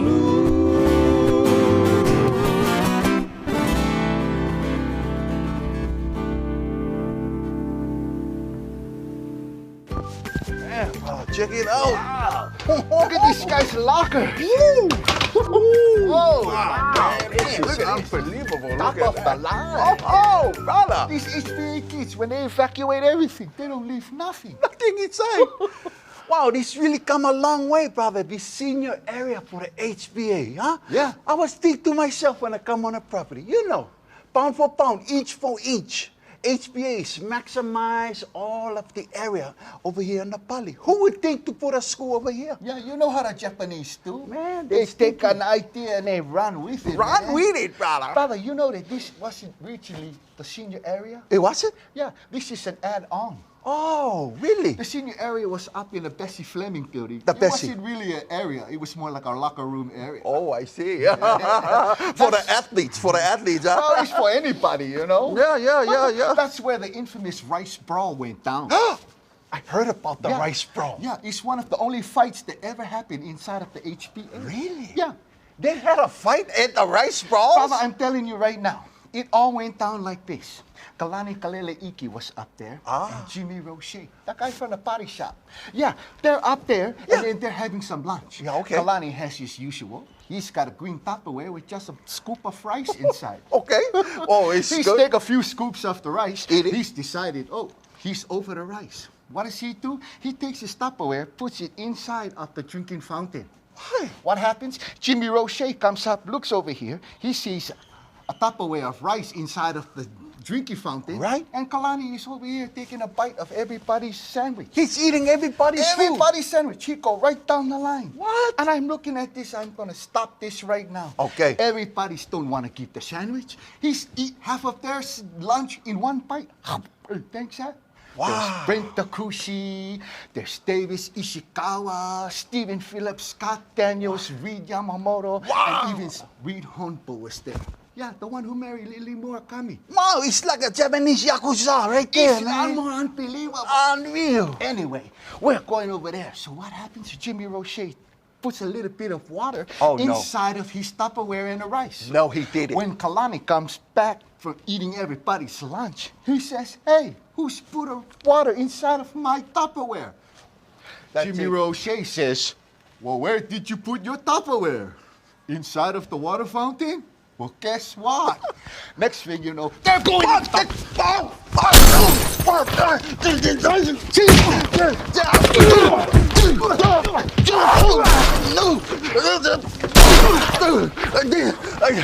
And then what happened? Then we had to go to the office and go see Mr. Harris. Oh my gosh. Come on, let's go, man. He's calling us right now. Okay, all right, here we go.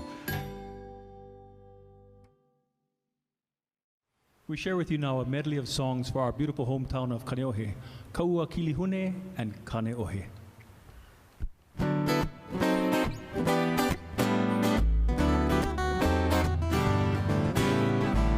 Ai ai Kaneohe, I kamalu o nā ko'olau, e pamai ana ka makani, me kaua kilihune, ho'opulu ana ia, I nā pua kalehua.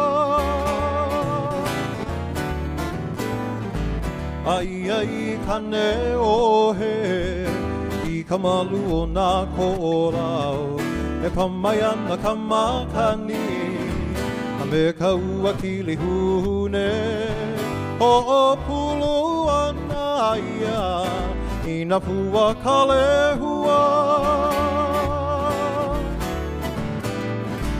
Ho'oheno I ka maka, no ka uru wehi wehi, e ike ana I ka nani, o ke kai Havana vana. Ai ai ka nani o ka mokolili. Ho'oheno I ka maka, no ka uru wehi wehi, e ike ana I ka nani, o ke kai Havana vana. Ai ai ka nani o ka mokolili. E ia ka puana, no ka nani o nā ko'olau, no ka ulu wehi wehi o ka uka, a me nā pua ka lehua. Mahalo ia hoko, o ka ua kilihune. E ia ka puana, ano ka nani o nā ko'olau, no ka ulu wehi wehi o ka uka, a me nā pua ka lehua. Mahalo ia hoko, o ka ua kilihune. Mahalo ia hoko, o ka ua kilihune. O la pakahuila, I Kaneohe, kauhila o limahi I lani vai. A me kaua puakea, kalahia o mololani, me ke anu o ke ko'olau, o la pakahuila, I Kaneohe, kauhila o limahi I lani vai. A me kaua puakea, kalahia o mololani, me ke anu o ke ko'olau. Hano hano moho ka puita e hukai, e koa moku moku a o heia, me ka ua puatea, ka lahia o mololani, ke anu o ke kola, wahano hano mo ka pui ka ehu kai, he koa moku moku a o heia, me ka ua puatea, ka lahia o mololani, ke anu o ke kola. O kahi mea hoa mahea, ka uea kale kalapa leo nahe nahe, me ka ua puatea, ka lahia o mololani, me ke anu o ke kola. O kahi mea hoa mahea, ka uea kale kalapa leo nahe nahe, me ka ua puakea, ka lahia o mololani, me ke anu o ke kola.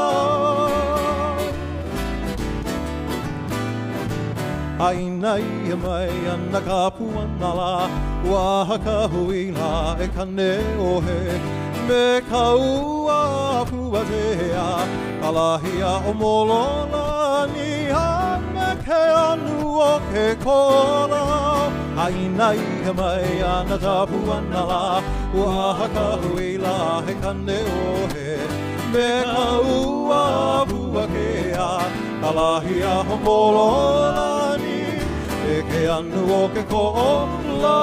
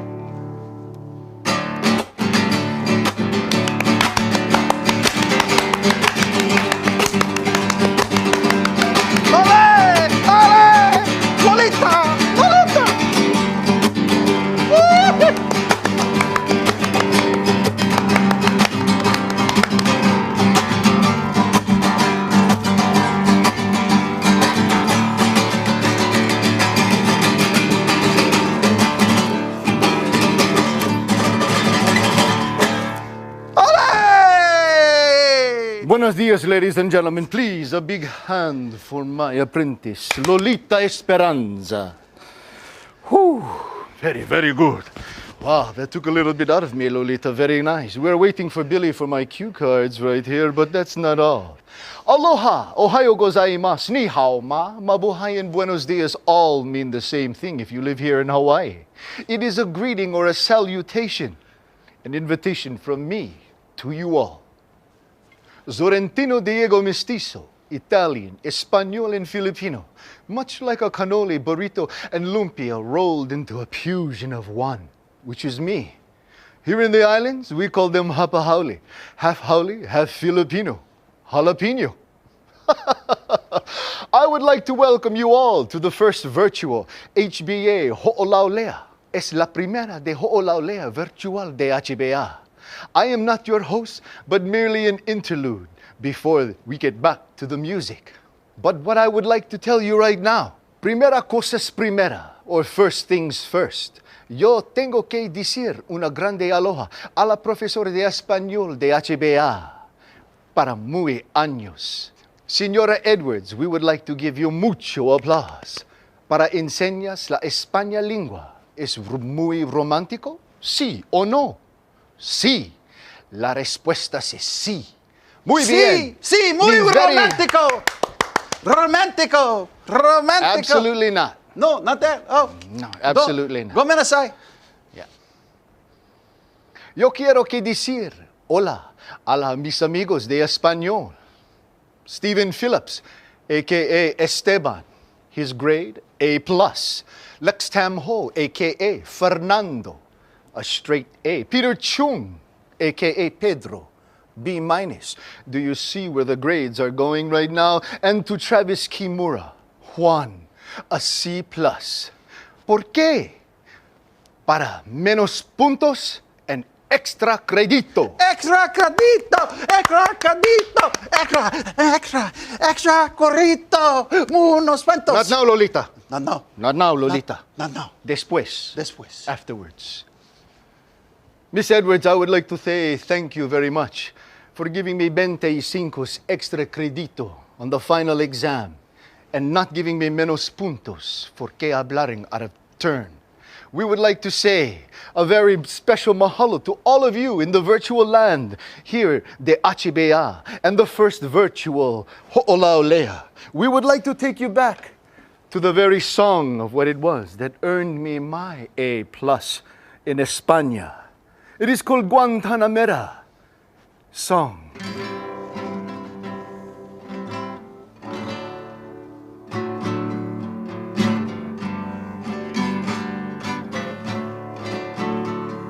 Guantanamera, Guajira Guantanamera,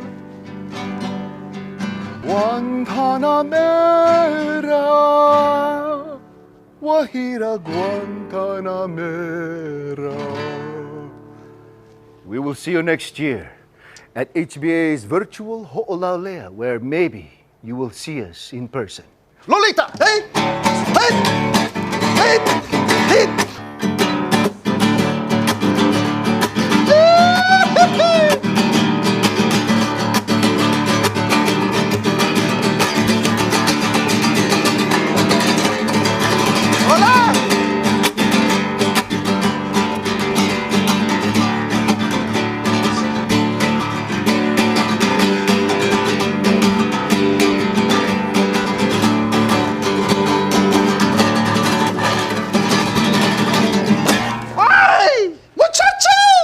We would like to also say a very special shout out to my friend, Scott Oyer! Where are you?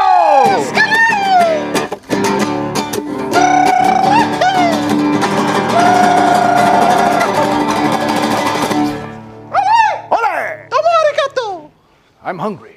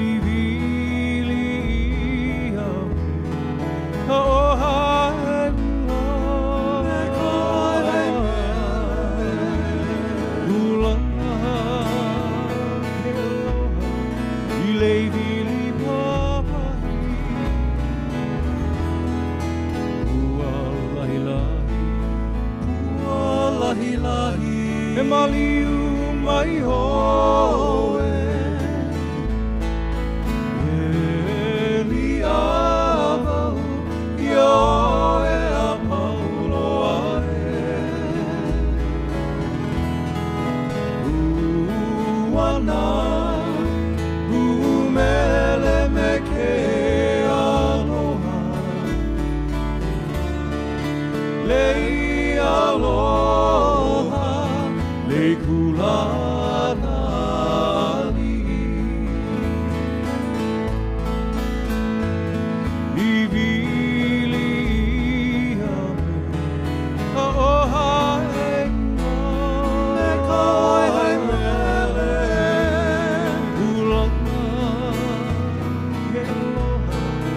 Leivili papahi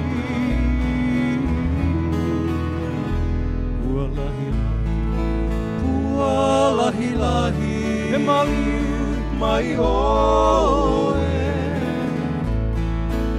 Eli awa Ioe a pauloa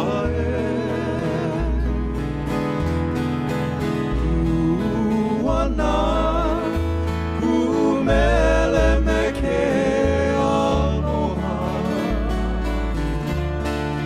Lei aloha Lei kulanali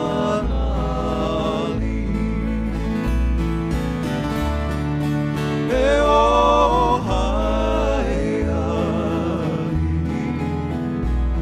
Kaluhea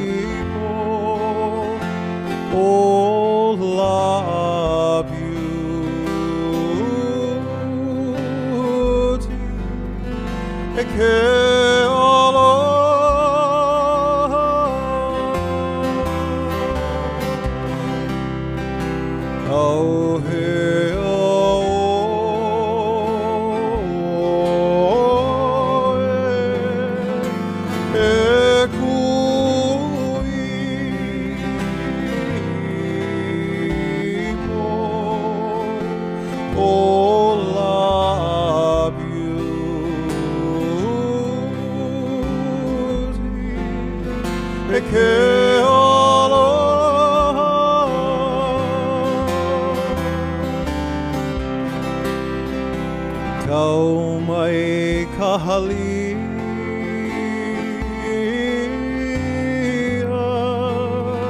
He ke aloha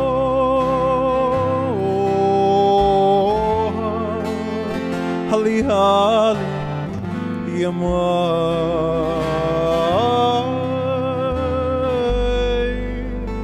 He ke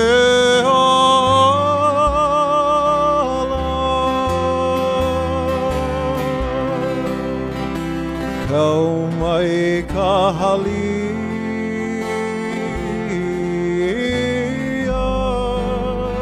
He ke aloha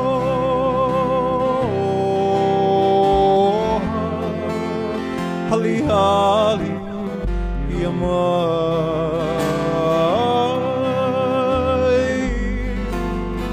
He ke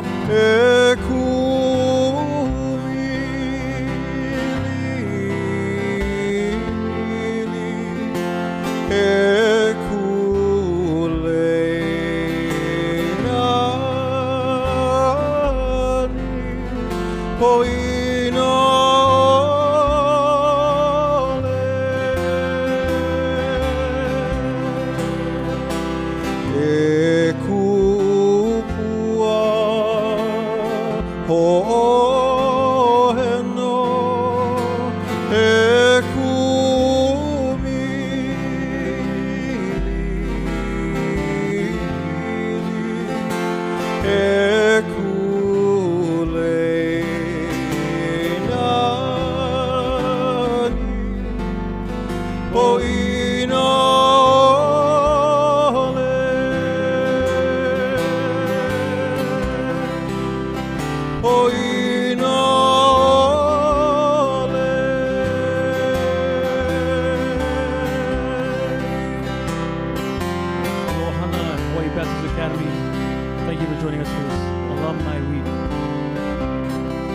again. On the far right, Mr. Pono Renard from Wamanala. Myself, Kikoa Kaluhiwa from Kaneohe.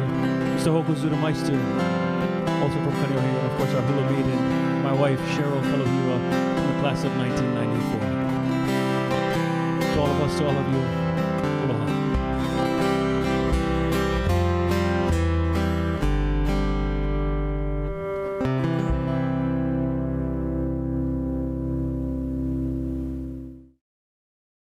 We hope you enjoyed Ho'olaulea and all of our virtual Alumni Week activities.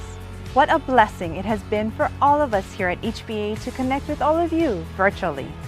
Even though we couldn't gather in person this year, we hope that you still enjoyed all of the alumni and faculty interviews, virtual activities, and had an opportunity to reminisce of your time here at HBA. Please stay connected with us throughout the year. We'd love to hear from you and look forward to seeing you all again in 2021. Until then, ohui ho and aloha.